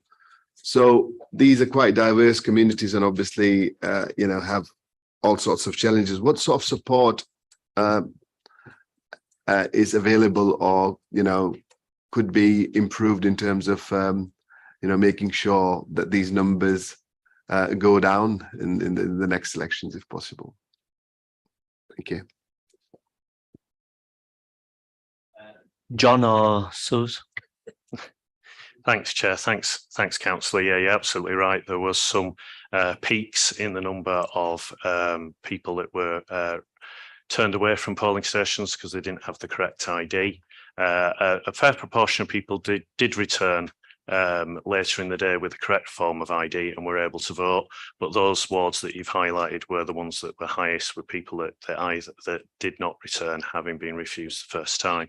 We're analysing the data and we're preparing an action plan to address those areas and what we can do to help support and provide better information. Certainly you'll have seen from the slide that Sue went through earlier that we had the least amount of people turned away and people who did not return further on that day. I think we had a total of 225 people in total across the Leeds area. And as you say, the higher numbers were in those wards that you've mentioned. We will work with the communications team on what we can do to improve communication in that area. Certainly the communications strategy that we had during voter ID helped keep us to that 0.28%. Which was much lower than anybody else in West Yorkshire, and I think only Leicester out of the core cities had a slightly better result than ourselves. So certainly the communication strategy worked. We take on board that those areas need further work, and we're going to work with the communications team to develop a strategy to address that in time for the next elections. Thank you, John. Councillor Marston, you want to come back? Thank you. Just to confirm, in terms of these numbers, do they include people who turned up, if you like, who weren't on the list at all? Because in terms of the polling stations, sometimes people go to polling stations where they're not sort of registered. They go to different polling stations sometimes. Does that include off the list only, or does that also include people who went to probably to the wrong polling stations or whatever? Because we had that in our ward, unfortunately. People that attend the wrong polling station will be told where they can vote, where their correct polling station is, and encouraged to go there and given directions and the address of their correct polling station. We don't hold information on how many people that fell into that category that visited our polling stations. Anecdotally, that's across the city, that's quite low, but if there are particular polling stations or areas that you're concerned about, councillor, please talk to us about it and we can have a look to see what we can do in that area to try and enhance people's knowledge of where their local polling station is, further than the polling cards and the other information that we send out at the moment. We can try and do something else as well to help. If there's a particular problem in a particular area, we'd be happy to work with you on that. Thank you, John. I've got Councillor Chapman and then I've got Councillor Burke. Thank you. It's a really quick one. Could someone just check the numbers on page 26 between paragraph 4.3 and the table? It doesn't need to be now. I just don't think they've got the same numbers in. 4.3 says 111,242 returned postal votes, but the table says 107,356. It's just a disconnect. I don't need an answer now. I just think it needs looking at. Okay, just to say thanks for pointing that out, Councillor, and apologies for that. We will check that and circulate the correct figures after the meeting today. Thank you, John. I've got Councillor Burke next, please. Thank you. I'm not sure that this is something that you can resolve, but I know in my ward we had several, more than several people ringing up in a panic, because they'd not received their postal vote and they'd waited until the last minute, and less likely that they'd spoiled it and they needed another one. I'm not sure, is there anything we can do to make the process of replacing those, replacing inverted commas, because if they've not received them, it's not replacing it, is it? Or reissuing those postal votes for people, because then they just don't vote and the apathy is likely to continue to following years as well. The date that we can reissue postal votes or issue at one that's not been received is statutory, so we cannot do it any earlier. But what we have started doing this year, and we will take it forward, is actually hand delivering postal votes to people. So yeah, we do try and do that when resource allows, but it's something that we do plan on taking forward. Thank you, Sue. Councillor Burke, do you want to come back? Just briefly check, will that be all postal votes or just replacements? Just replacements, just for those that haven't received. Thank you, Councillor Burke, and thank you, Sue. Next is Councillor Robinson, please. Thanks, Chair. Yeah, I was looking at the item on parliamentary boundaries and the parliamentary boundary review, and 7.5 talks about Leeds ARO will give away the responsibility for those areas. Has there been discussion with North Yorkshire about how that's going to work in practice for the arrangements, whether that is for the voters, for the political parties, or for those who are polling agents as well, where we're crossing across boundaries? Obviously, there could be discrepancies, and what might happen in a local election year might be different to a general election year. So I'm just wondering, with the general election approaching, what's happening now? Sue or John, do you want to answer? Yeah, we are having meetings set up with the other authorities where we will be giving away. It's not something that's unknown to us, because at previous general elections we currently take in from Wakefield. We currently take awards, so we do know the logistics and everything of what to do. But we do have discussions. We will have discussions with the other authorities in due course. One other question on a separate matter. So there will be a mayoral election coming up again as well. How are we working with the combined authority to ensure that the same messaging gets out, so that people have the correct ID and documentation when they're heading to the polls, because that people will probably have two votes on that day? Sue or John? Yeah, as part of the run up to my new election, we have a cross council group of officers from different areas that work together to help prepare for the elections. When we have a mayoral election, West Yorkshire Combined Authority mayoral election, they are included in on that group, that working group. So we work quite closely with them about that, and they have. We have our communication strategy, which is run through our communications team here in Leeds. They have their own communications team that do wider work as well, and we make sure that that's joined up together. And we've already been through a West Yorkshire mayor election, of course. So we build on the lessons learned from that to improve the process going forward. Thank you, John. Councillor Robinson, do you want to come back? No, thank you. And I've got Councillor Firth next, please. Thank you, Chair. And it's been really interesting to hear some of the data and some of the information coming out so far.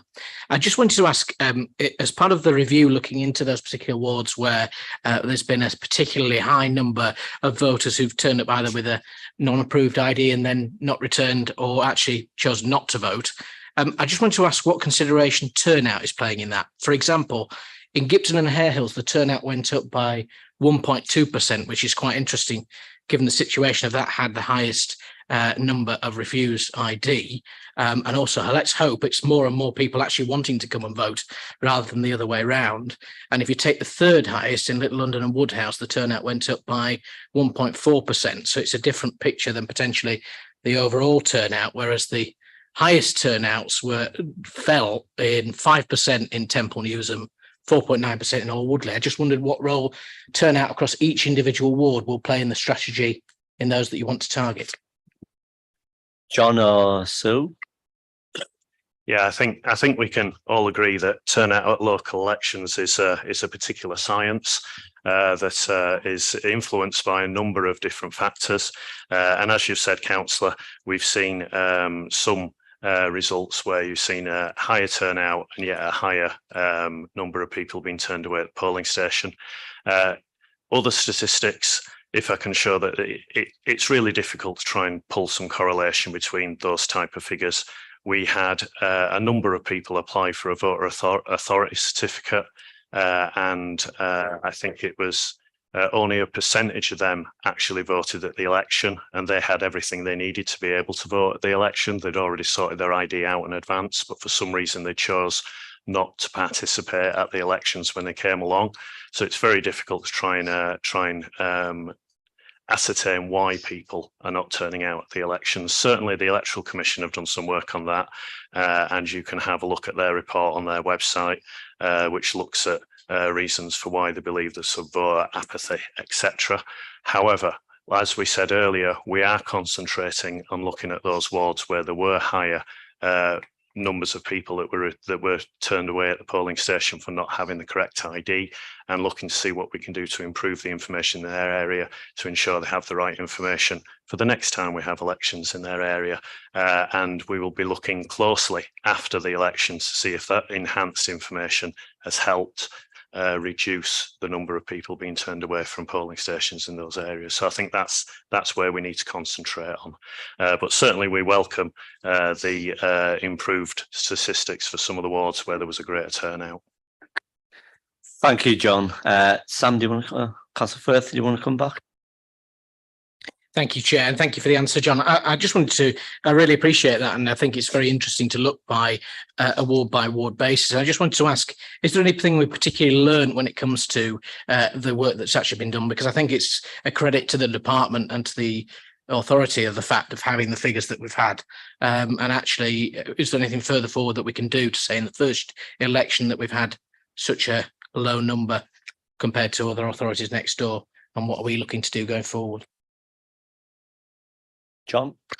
Yeah, the work we're looking to do to enhance and improve what we did at the previous elections is still in hand, and we'd be happy to return to scrutiny once we have those plans drawn up in a firmer way to share that with you for your information in advance of the next election.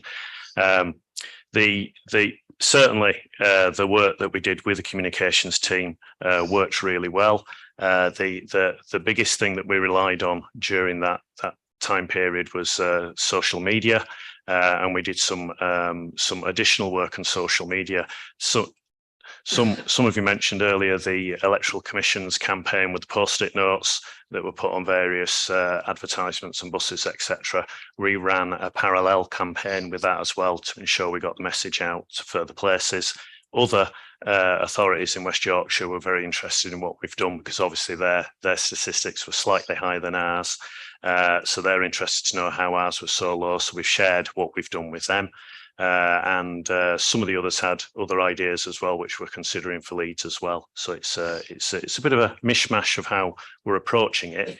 However, what we're trying to do is to identify the best practice in a number of different areas, learn from that, and see if we can apply it to Leeds to enhance the good scores that we got already. So I don't have anything specific to share with you today, Chair, Councillor, but we would be happy to come back at a later date to scrutiny with an update report showing what the communication strategy will be for forthcoming elections after we've completed that review and updated our learning. Thank you, John. Anybody else? No, Councillor Cooper. Thank you, Chair. Before the local elections took place, I sat on a number of ministerial roundtables to go through many of the concerns that were being raised nationally around the introduction of voter ID. And I have to say, at those calls, that Leeds was recognised as a standout authority by the Minister for the electoral office and the work that was being done. So in the theme of today's meeting, I would like to publicly thank John, Susanna and Susie and all the teams that did some remarkable work. I know there were, sorry, I'm looking at people rather than speaking to the mic. I know there were some sleepless nights on the run-up and a lot of work undertaken and effort undertaken by the team. So I think it's only right that we give some public praise for such a change that was happening. I also want to thank the people who were in the polling stations as well, because they were unknowing of what might happen that day, and things were pretty unpredictable at the time as to whether people would be angry or there may be, some incidents. And I know a lot of media at the time was pointing in that direction. I think this is a really difficult one for me, because 255 people were turned away from our polling stations and refused their democratic right to vote that didn't return. So one, for me, is too many that's refused their democratic right to vote. And I do think that when you look at some of the ward stats in terms of the number of individuals within those wards, I have to say that some of our elections have turned on less than that number in some of our wards, so could make a huge difference to the outcome of local elections. I do have still some concerns around voter identification going forward. I think, as has been pointed out, this was purely a local election, which generally is a lower turnout. But as we go forward with a mayoral election and perhaps a general election where turnout is going to increase, then I am concerned that the number of people who wish to exercise their democratic right to vote will increase and they will be refused. And I have some real concerns about that going forward, Chair. And I really wanted to put that on record here today at scrutiny. I think some of the questions that have been raised really pertinent to what happens here in Leeds and the work that's been done in Leeds. Some more generally talking about turnout up and down. Well, that would depend on how you were feeling politically at the time. And if I think back to May, I think there might have been quite a lot of people who stayed at home. Thank you, Chair. Thank you, Councillor Cooper, for those comments. John, one from myself, actually. Paragraph 6.12. We've got over 175,000 existing postal voters. My question is, how confident are you that we've got resources to review all those postal voters? Thanks, Chair. We have postal vote opening teams and a postal vote manager recently recruited due to the high levels, because we've got the highest number of postal votes in the country. We've dedicated some specific resource to this, and we've appointed a new senior officer that helps, Rachel, that helps with that and leads on that as a specified area in the elections team now. And during postal voting, as you'll all be aware, as candidates, we do have the postal vote opening sessions, which we have a number of staff working on opening them, and they're supervised very carefully, and everybody is invited to come and witness one of those postal vote opening sessions to see how that works. But yes, quite confident. We've gained a lot of experience in postal votes over the years. We have always tended to be the authority with the highest number of postal votes in the country, which, if some of you remember, dates way back to an old postal pilot that happened many, many years ago in Leeds, where we went forward with an old postal pilot, and a lot of people preferred voting by post and voting in the polling stations and retained their postal vote from that time. Then other events such as the pandemic increased that number of people who wanted to vote by post. And we've retained the figures. You'll remember from the graph, you'll see that as Sue quite rightly said, the figures are going down, postal votes, and the figures for people voting in person are beginning to come back up again. So there seems at some point in the future there may well be we may well see them merge again. But for the time being, they're at a high for Leeds. And to answer your direct question, yes, I'm satisfied we've got the resources in place to cope with the council. Thank you. Before I close this agenda item, Councillor Cooper, I know you have already made a comment. Do you want to make? That's fine. Yeah. So no, on behalf of the board and myself, John, we want to thank you and your team, and please do pass on our thanks for the hard work the staff is doing. So thank you. So are we happy with the recommendation on page 25 to be noted? Yes. Yeah. Thank you. So I will move on to item number 9, which is the local government offlog launch. It was launched back in July 2023. This looks at the possibility impact in Leeds and performance against the matrix that the offlog will focus on. So I will ask Mariana or Mike briefly to go through the report, and I will open to the board members. Thanks, Chair. Just to say, I mean, we have bought this report and we did want to bring it. We are bringing it quite early. Offlog is in setup mode rather than already established. The nature of the indicators isn't absolutely confirmed. It's only the first block we've got, and that's been emerging kind of as we've pulled the report together. But we felt it was important to give an assessment of where we were at in relation to those indicators for you. And Richard's here as well in case there are any more difficult technical questions on the finance block, because that is quite technical. So Michael outlined briefly, but just wanted to emphasise, please take it in the spirit it's intended, because we are bringing it probably earlier than it would normally be the case.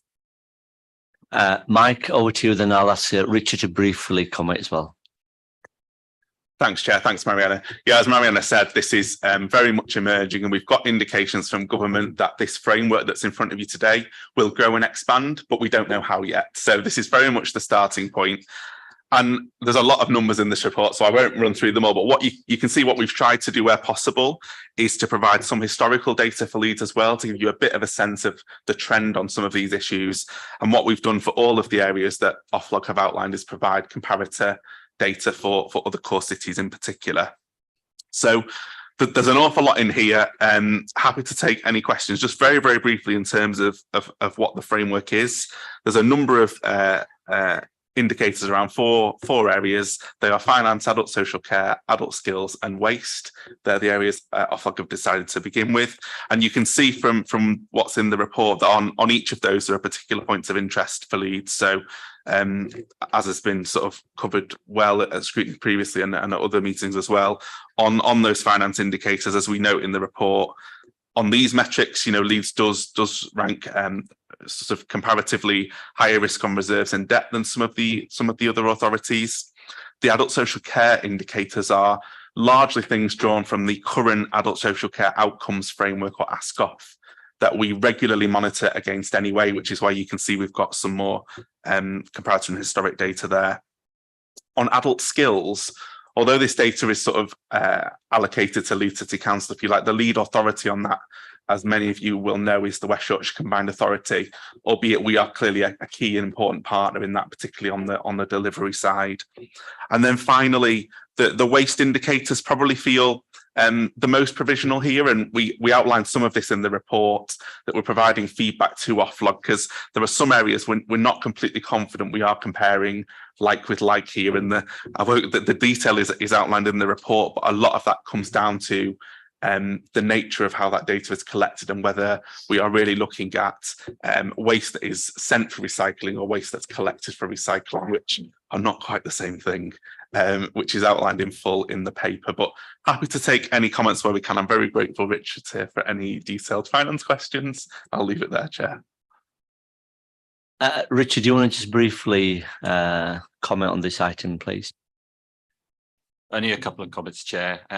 First of all, just in terms of the indicators used from a finance perspective, those indicators have been around for some period of time now. They were previously in SIPFA's resilience index, which has been around since 2017-18. I guess what's happened here, they just got a bit more publicity in terms of getting in the press, was actually that they've been available for some time, and we were and are aware of them. Equally, the data there relates to 2021-22. We're now clearly into this historical in 23-24. And in terms of the performance in there, again, it's a moment in time. And I guess it's around the direction of travel for the authority in terms of where we rank lower than perhaps some of the other core cities. By way of example, it's the direction of travel the authority is taking to improve that performance. Thank you, Chair. Thank you, Richard. And Councillor Cooper, do you want to comment now, or shall we do it after the questions? Yeah, thank you. I'll open to the board now. Oh, Councillor Bethel. Thank you. Yeah, my question is not specifically on the paper, which is always a good start, but I would really welcome some form of training. There's such a lot of data in this that actually having working with member development to get a training, so it's a bit clearer, because I think this is going to be with us for a fair amount of time, as it's only just in its infancy. So I'd like to be well across if that's okay. Thank you. Does anybody want to respond to this? Just to say, very happy to take that suggestion on board, and we'll work with member development and think about putting something on. Yeah, thank you. Good idea. Thank you, Marianne. I've got next Councillor Firth, please. Thank you very much, Chair, and thank you for that introduction from officers. I just wanted to have some further comment from officers on the Appendix 1 historical Leeds data, people who use services who found it easy to find information. Is there any particular review that we've done into why there was such a significant drop in 2021-22? And well, very gladly, we're improving on it. And what have we learned from the previous year to get up to that provisional figure? Thank you. Is that Mike? You want to respond? Thank you, Mike. Yeah, happy to come back on that. So I'm clearly not an expert on that area, but from discussions with colleagues in social care who monitor this regularly, I understand there were some issues with collection through some of those years where we were partly affected by the pandemic. And that's why you've seen a slight sort of break in the historic trend we've seen in Leeds, which is now rectifying itself. Happy to get much more detail on that if you would like it, but my understanding is that's the root cause of some of that difference. Thank you, Mike. Councillor Firth, do you want to come back? Are you happy? Yeah, that's fine. Anybody? Oh, Mariana. It is probably worth mentioning that obviously what we'll do is incorporate these indicators as they're firmed up through our normal monitoring process. So then they would go to relevant scrutiny boards and other places as part of the normal business. So there'd be an opportunity for deeper dives at the relevant scrutiny boards. Thank you. Anybody else? Councillor Robinson. Thanks, Chair, and I appreciate officers bringing this paper forward when things aren't exactly set in stone yet, and I'm certain that it's intended with the best intentions to try and get this right early on. I think we should welcome the paper, but also welcome Offlog. I think it's probably long overdue that there's better transparency and accountability across local government. And in that, I don't just include local authorities, I include combined authorities too. Any officer that's worked with me for some time or sat in a committee with me will know that I often ask about comparisons and data and how we can look at that and what the trends are. And I think that this is the beginning of a process. So I think, to Mariana's point, this isn't going anywhere, and I think we need to be prepared for it. First question on WICA, and then I've got a subsequent follow-up question, if that's okay, Chair. So are WICA involved in our conversations on this? And are we looking at some form of digital dashboard for residents in West Yorkshire I would like to see that on a national level. There should be a national digital dashboard, but I think getting it right in at a West Yorkshire level so that ease of information and access would be welcome. Mike, do you want to come back? Certainly. So yes, definitely are connecting with WICA on this, and particularly employment and skills are having those conversations and did before we brought this paper forward. In terms of dashboard that's more understandable for residents, I think we're all probably hoping the Oflog official dashboard gets a little bit more user friendly than it is currently. But sort of that aside, we've got a number of things in place now in Leeds that are growing. So the social progress index being the most obvious example. And I think some of these issues are interesting prompts for us to consider. Can we bring this into that process that would provide much more detailed breakdowns by ward, for example, as well, in terms of what this data looks like, not just within Leeds compared to other areas, but actually within Leeds itself. So they're the sorts of things we'll be taking forward over this next period. Thank you. Councillor Robinson, do you want to come back? Yeah, thank you. Yes, I've seen the dashboard. It's poor. I was going to use another 4-letter word, but we're in polite company. And so I'm hoping that the intent is right and that it's moving to actually be much more user friendly. And I think you're right, Mike, that the nature of data that combined authorities and local authorities have means that we need to be better at sharing that. And actually a lot of that data could be almost live or in real time, but to be updated. This paper is, as has been recognised, a snapshot, and invariably data can be out of date quite quickly. So I think having some sort of digital dashboard is more useful. It would be remiss of me, while Richard is here, to not ask about the debt level that's there, because I don't want Richard to turn up and not get a question. I'd be wrong of me to do that, Chair. As Richard knows, I've been asking about the council's debt for a number of years, and on 1.5 it says that Leeds has the 6th highest percentage of local authorities in the UK, and it's 486%. In terms of servicing that debt from revenue budget, what does that figure look like? Richard? I think from memory, it's both the repayment of debt and the interest associated with that debt is circa about £120 million. I'd have to confirm that figure, Councillor Robinson, but it's of that ilk. I think that's really useful, and again, we'd have to confirm the figures, but how much of that, what does that compare as a ratio of the council tax raised each year? So we're at 300 and some million in terms of council tax raised.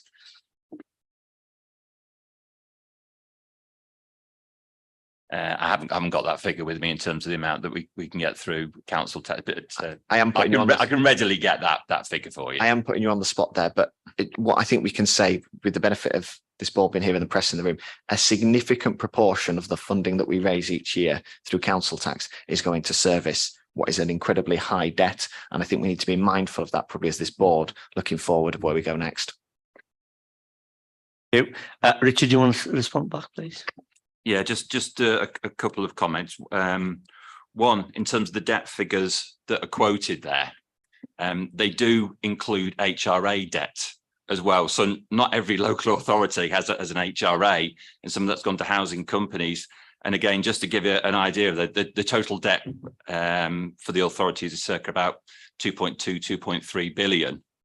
The HRA debt is just shy 800 million. So about a third of that, and that's not counted in terms of that percentage. So it's one of the comments that has been made back, is that really to do comparisons like for like, you need to take the HRA debt out because it is distorting that figure work for a start, and that has been recognised, but that is still within there.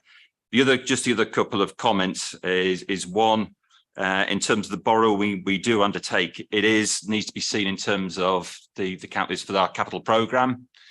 We've got £6.5 billion worth of assets, and clearly what we need to do is to make sure we invest in those assets and to keep them, in terms of sort of fit for purpose, and to do, to drive improvements from a service perspective.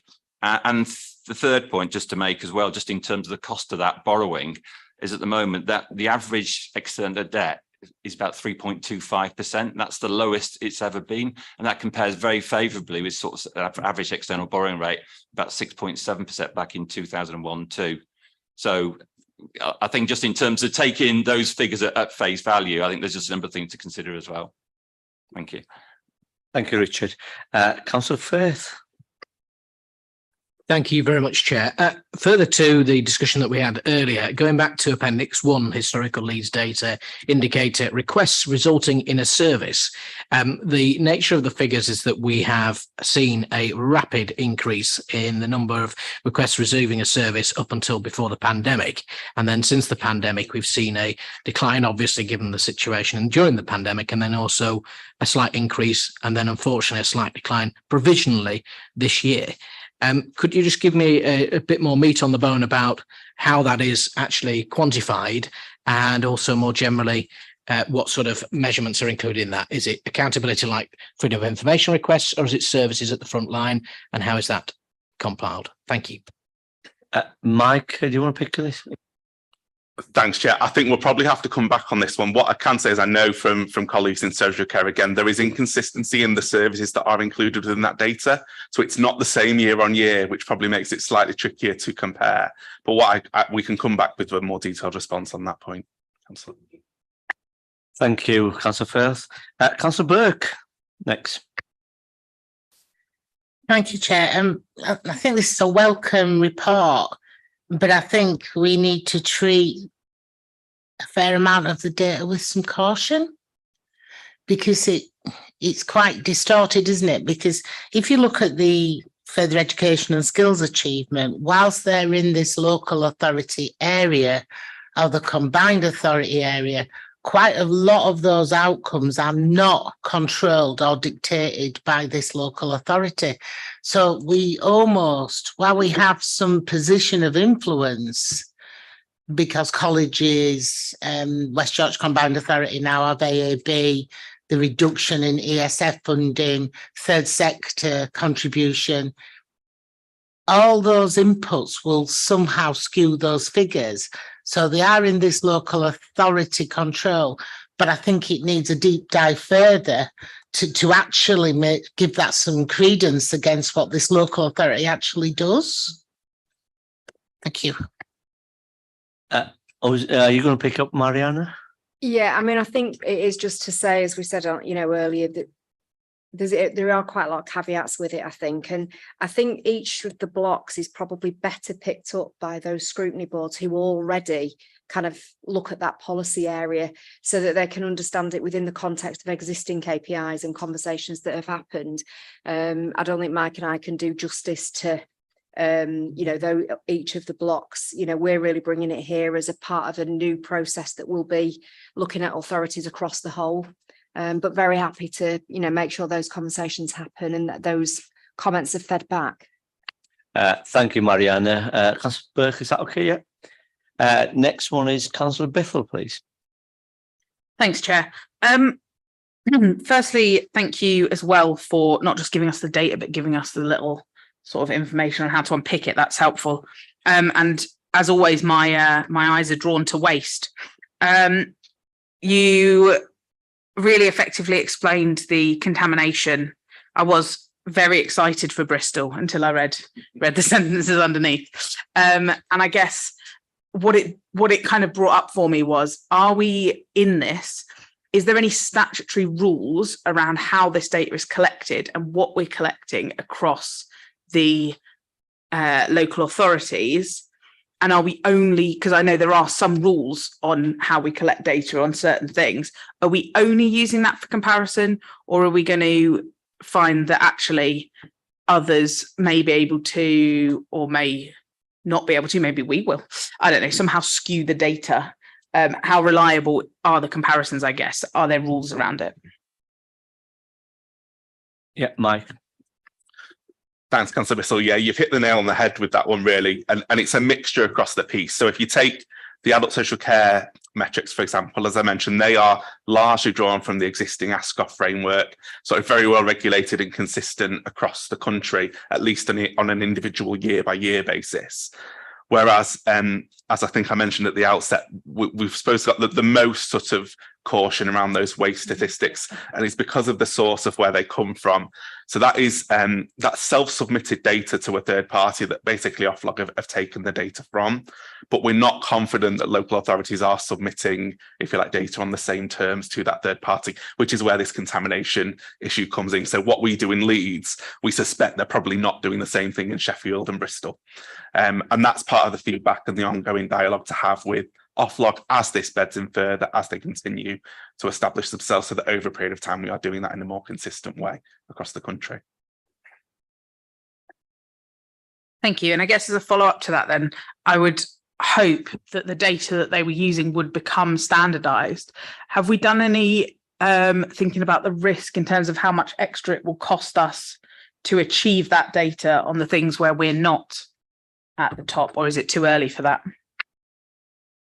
I think it's probably a little bit too early for that. We're obviously very, very mindful of where this may go in the long term, and it predates me, but bearing in mind some similar sort of arrangements that were in place for local authorities in the past. So we're mindful of that, but I suppose waiting to see a little bit where Oflog goes before we make any calls.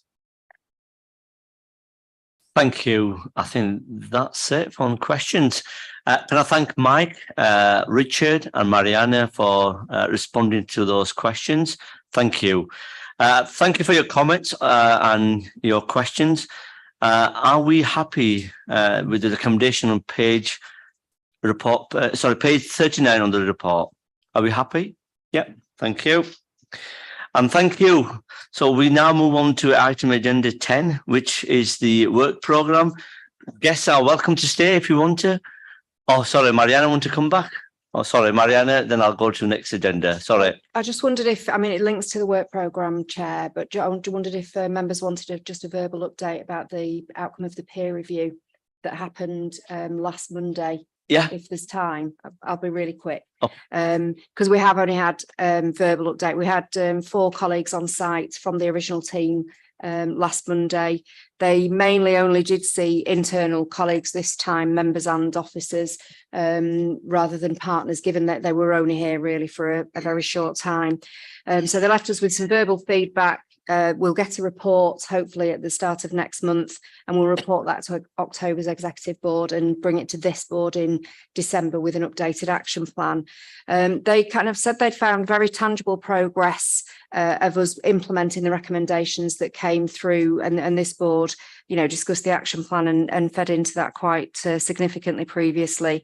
And that was obviously on a very strong approach already from when they came.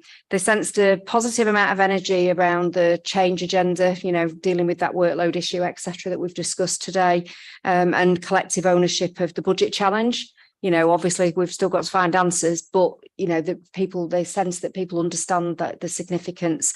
Fed back to us, they are really seeing Leeds is having quite a significant national influence, particularly around some of the pressures on children and families that are happening in the budget and more broadly. Appreciated that we were about to get more capacity on transformation, which was good, including for children and families, which should make a difference to the budget. They've sensed strong on EDI, strong on the use of data. They were quite impressed with the staff survey dashboard and the equality dashboard, and sense that increasing clarity for managers that we've talked about quite a lot here in terms of the Be Your Best programme.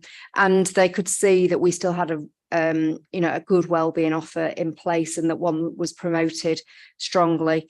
They recognise we are moving into a transitional phase around the budget. You know, as you know, we don't get our settlement till much later on this year, likelihood of general election in this next period. So they were keen that we know that we've got more to do on the money, which I think we do know we've got more to do on the money. So, that, you know, we make sure we maintain workforce resilience through that period. Again, we've talked about that today in terms of the workload, and keen that we also continue to push developments around locality assets and rationalising those. So those are the headline feedback. We'll, you know, let you have the report once it's available and through October Exec Board. Thanks, Chair. Sorry about that. Thank you, Mariana. Before I move to agenda item number 10, Councillor Cooper, do you want to comment on this previous item? On the peer review, Chair, do you mean? Well, I'm just really pleased to see the peer review team back in Leeds a week ago, actually, wasn't it? And they really have, come back to judge us and, test us on what they said in their first recommendations. And their initial feedback is very positive, I have to say, on those recommendations. Whilst always recognising, that we recognise ourselves that we've always got further work to do. We know that we're an ambitious organisation and we want to continue to improve as we go along. And the peer review team can sense that as well. And indeed, one of them did say to us that they wonder what we put in the tea here in Leeds because of the way that people do come together in the organisation around to, promote positive improvements and always want to do more. It's the can-do attitude, isn't it, here in the organisation that they really welcome and enjoyed on the day as well. And if I can just say, just on the finances, that when the debt was brought up out of context to do with that item, the next financial papers you're going to see are next month in the scrutiny board, but they are executive board on Wednesday as well, Chair. Thank you. Thank you, Councillor Cooper, for the update. Now I can move on to agenda item number 10. And if guests want to stay for next item, you are welcome. Otherwise, you can happy to leave. So we're moving to item number 10, agenda item number 10. It's the work programme. And I'll hand it over to Rob and it will go through the work programme. Rob, over to you, mate. Thank you, Chair. Yes, just briefly then. So this is obviously the latest update of the work programme. Appendix 1 has the scheduled work programme for you to inspect. And also attached to Appendix 2 are the minutes from the last scrutiny board meeting, executive board meeting, which was in July. I just draw your attention to paragraphs 6 and 7, which are two areas where, and also actually the recommendations. So in June, the executive board agreed to a community committee review. Part of that engagement process with members, that there's a wider programme of engagement with all members, but part of that and a key bit for scrutiny is a cross-scrutiny working group that's going to be established, chaired by Councillor Harland as the executive member for communities. And as part of that, each scrutiny board is recommending 2 nominees. So that's one of the recommendations. I'm not sure if you want to comment on that. And then just before I do that, number 6, paragraph number 6, the EDI working group, Councillor Burke, that I know you've been keen on. I think members will have been communicated more broadly about that, and there should be some training coming out on it for all members. And the reason why I've delayed actually getting that in place is because I wanted to make sure we're not duplicating that. So that's just something to note and obviously comment on if you see fit. Thank you. Thank you, Rob, for the update. As you know, it was brought up at the full council meeting about the committee review overall, and all the scrutiny boards are recommending, is it 2 delegates? Yes. 2 delegates from each board. And I will ask for nomination 1 minute. If Councillor Robinson, do you want to copy it? I do. Sorry, Chair, to interrupt you. Apologies. I'm just mindful that if each scrutiny committee nominates, the political parity, and given that community committees affect every ward in the city, might be slightly skewed. So how are we factoring that in as we go through? Rob, do you want to just... So far be it for me really to comment on political nominations and such like, but so there has been a spread so far of those that have been nominated. So it covers almost every group, actually. I mean, I probably have the detail if you want it, but there is currently in terms of political representation, there is currently a spread of groups being represented on it. Yeah. Thank you. Any nominations? I'd like to nominate Councillor Burke, please. Okay. Do we have second? Yeah, second that one. Yeah. And I will be nominating Councillor Firth. Okay. I want to nominate me. There's no one else to nominate me, but there we go. Anybody else interested? So we've got one nomination. Do we have seconder from Councillor Firth?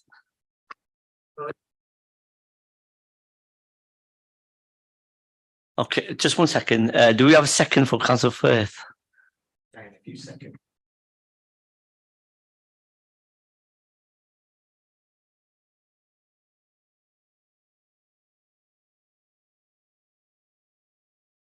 I nominate Diane Chapman. And I'll second that nomination. So do we have any other nominations? Councillor Inchcliffe, you were saying? I seconded Sorry, I propose Councillor. Okay. And do we have seconder? Councillor Almas. Okay, thank you. Do we have any other nominations? Nope. Thank you, Chair. So I have nominations all nominated and seconded for Councillor Burke, Councillor Bithell, Councillor Firth, Councillor Chapman. So.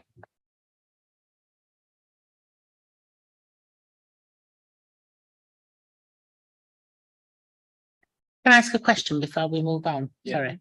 Is this a maximum? Is it carved in stone, or can we have more than two? Bearing in mind that community chairs are all automatically on that as well. The requirement is for two, I'm afraid. Yes. Yeah. That's the information I've had. Yeah. Thank you, Chair. I just want to ask what the role is. Are we nominating the two from here, or is it a decision for higher power, i.e. the whips? It's nomination from here, from our scrutiny board, two delegates from our scrutiny board. I'm glad the press aren't in here to see this. So we're obviously not aware what the representation is from the other scrutiny committees that are nominated, and that may be very, very fair.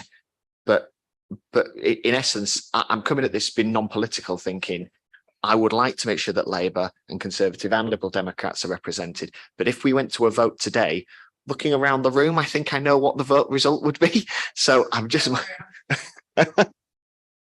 I think Rob's got the names. He's going to share. I mean, political parties. He'll share which one they are on there. So there's one caveat: the Infrastructure Investment and Inclusive Growth Board hasn't had their meeting yet, so they're not in it. So from Children and Families, there's one Conservative and one Green. From Environment, Housing and Communities, there's one Lib Dem and one Conservative. And for Adults, Health and Active Lifestyles, there's an MBI and a Labour group representative. Yeah. So can I have a board now? Let's go through the nominations now. Yeah. So we've got nomination for Councillor Burke, Councillor Firth, Councillor Chapman and Councillor Bithell. So first one, it's Councillor Burke. Please show your hand if you're going to be supporting Councillor Burke. Two on each. Yeah. Standard majority.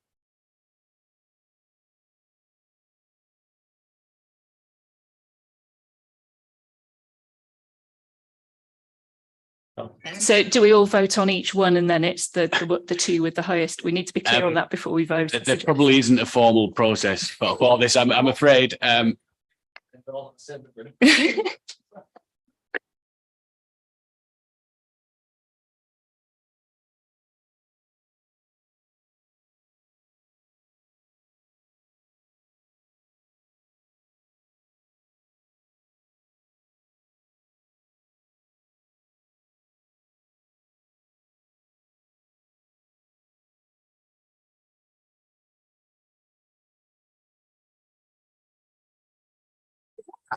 I think, as I say, I'm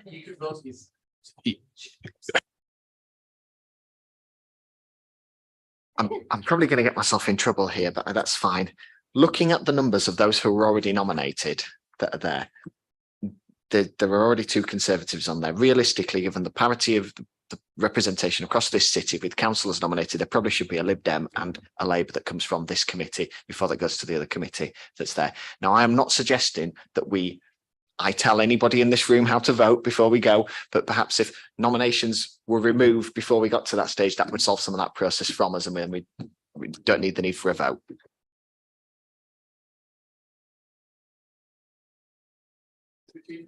Yeah, no. Can I bring it back to the board now? Come on. So just on that, Councillor, just on that was an initial proposal. It isn't any longer. So it's just simply 10 from it's a cross scrutiny working group. So initially, if memory serves me, there was a proposal that the chairs would be involved, but that's not the case any longer. It's like a plans panel when we are proposing for application. Normally, if application comes in front of you, it's show of hands anyway. The majority goes through anyway, so that's what we're going to be doing today as well. So, Councillor Burke, please show your hand if you're going to be supporting Councillor Burke. Voting for, simple majority. That's what we're going to go for.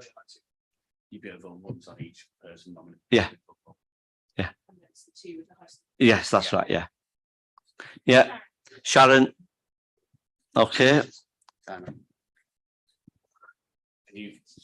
Seven. Yeah, 7. Next one I've got Councillor, was it Firth? Yeah. Show your hands for Councillor Firth. 3. Against. Four. Okay, that's fine. Yeah. And then we've got Councillor Chapman. Please show your hand if you're going to support Councillor Chapman. Okay, for those 4, Councillor Chapman. Yeah, thank you. And Councillor Bithell. Please show your hand for Councillor Bithell.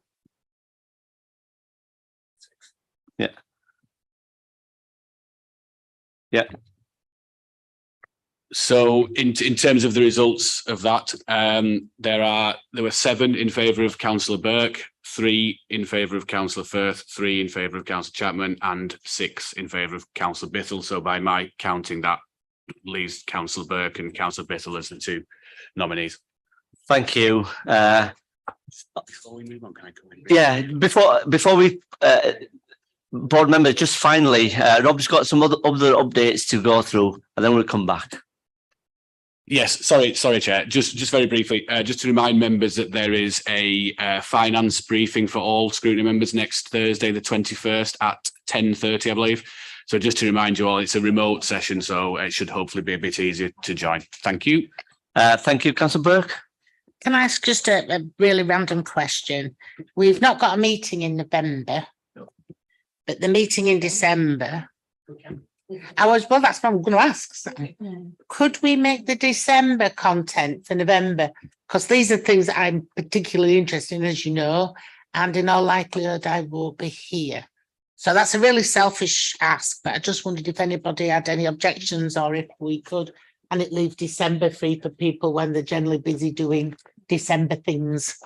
Thank you, Councillor Burke. What we can do is we can take away and then we can bring it back to you, the schedule. Because end of the day, we need to get reports. Will they be able to get in time the reports as well, so it can be done or not in November? That's why we need to take away, and we'll come back to you on that one. Yeah, Councillor Bithell. Thanks. The community committee update, is it the same one that the CGAC community corporate governance and audit committee is nominating to? That is a good question, Councillor Bithell. As far as I'm aware, I wasn't aware that they were doing actually, but it's a cross scrutiny working group. So they're not involved. So I may have. As far as do you want me to check and just let you know? Yeah, just because I've volunteered and via email, it looks like I'm the only volunteer at this point. In which case, it would make sense for me to go on that behalf rather than this, if that makes sense. If there's more people that are wanting to, the more the merrier, I think. I will check as a matter of urgency on that then, and let you all know. Yeah. My understanding is that I think that the corporate governance nominee will not be part of this. However, I would like to be doubly sure of that. And if there is a further problem, I will come back to you with a plan as to how we resolve it. Councillor Chapman. Sorry, can we just also say that we're a clear outlier now because we're the only board that's voted two from the same party, which is a misbalance. It might not fit in with the rules, but it is a misbalance. Again, it's not something to comment about political representation from my point of view, really, but this is the only board that I'm aware of that's gone through this process, so it's been more of a informal approach. But yeah, I think that's all I've got to say. Thank you. Thank you for your comments and questions. That brings us to the end of today's business. Thank you for all your contribution, and I look forward to the next meeting on the 16th of October at 10 a.m. Thank you for your attendance. I will now conclude the meeting. Thank you, and have a safe journey. Thank you.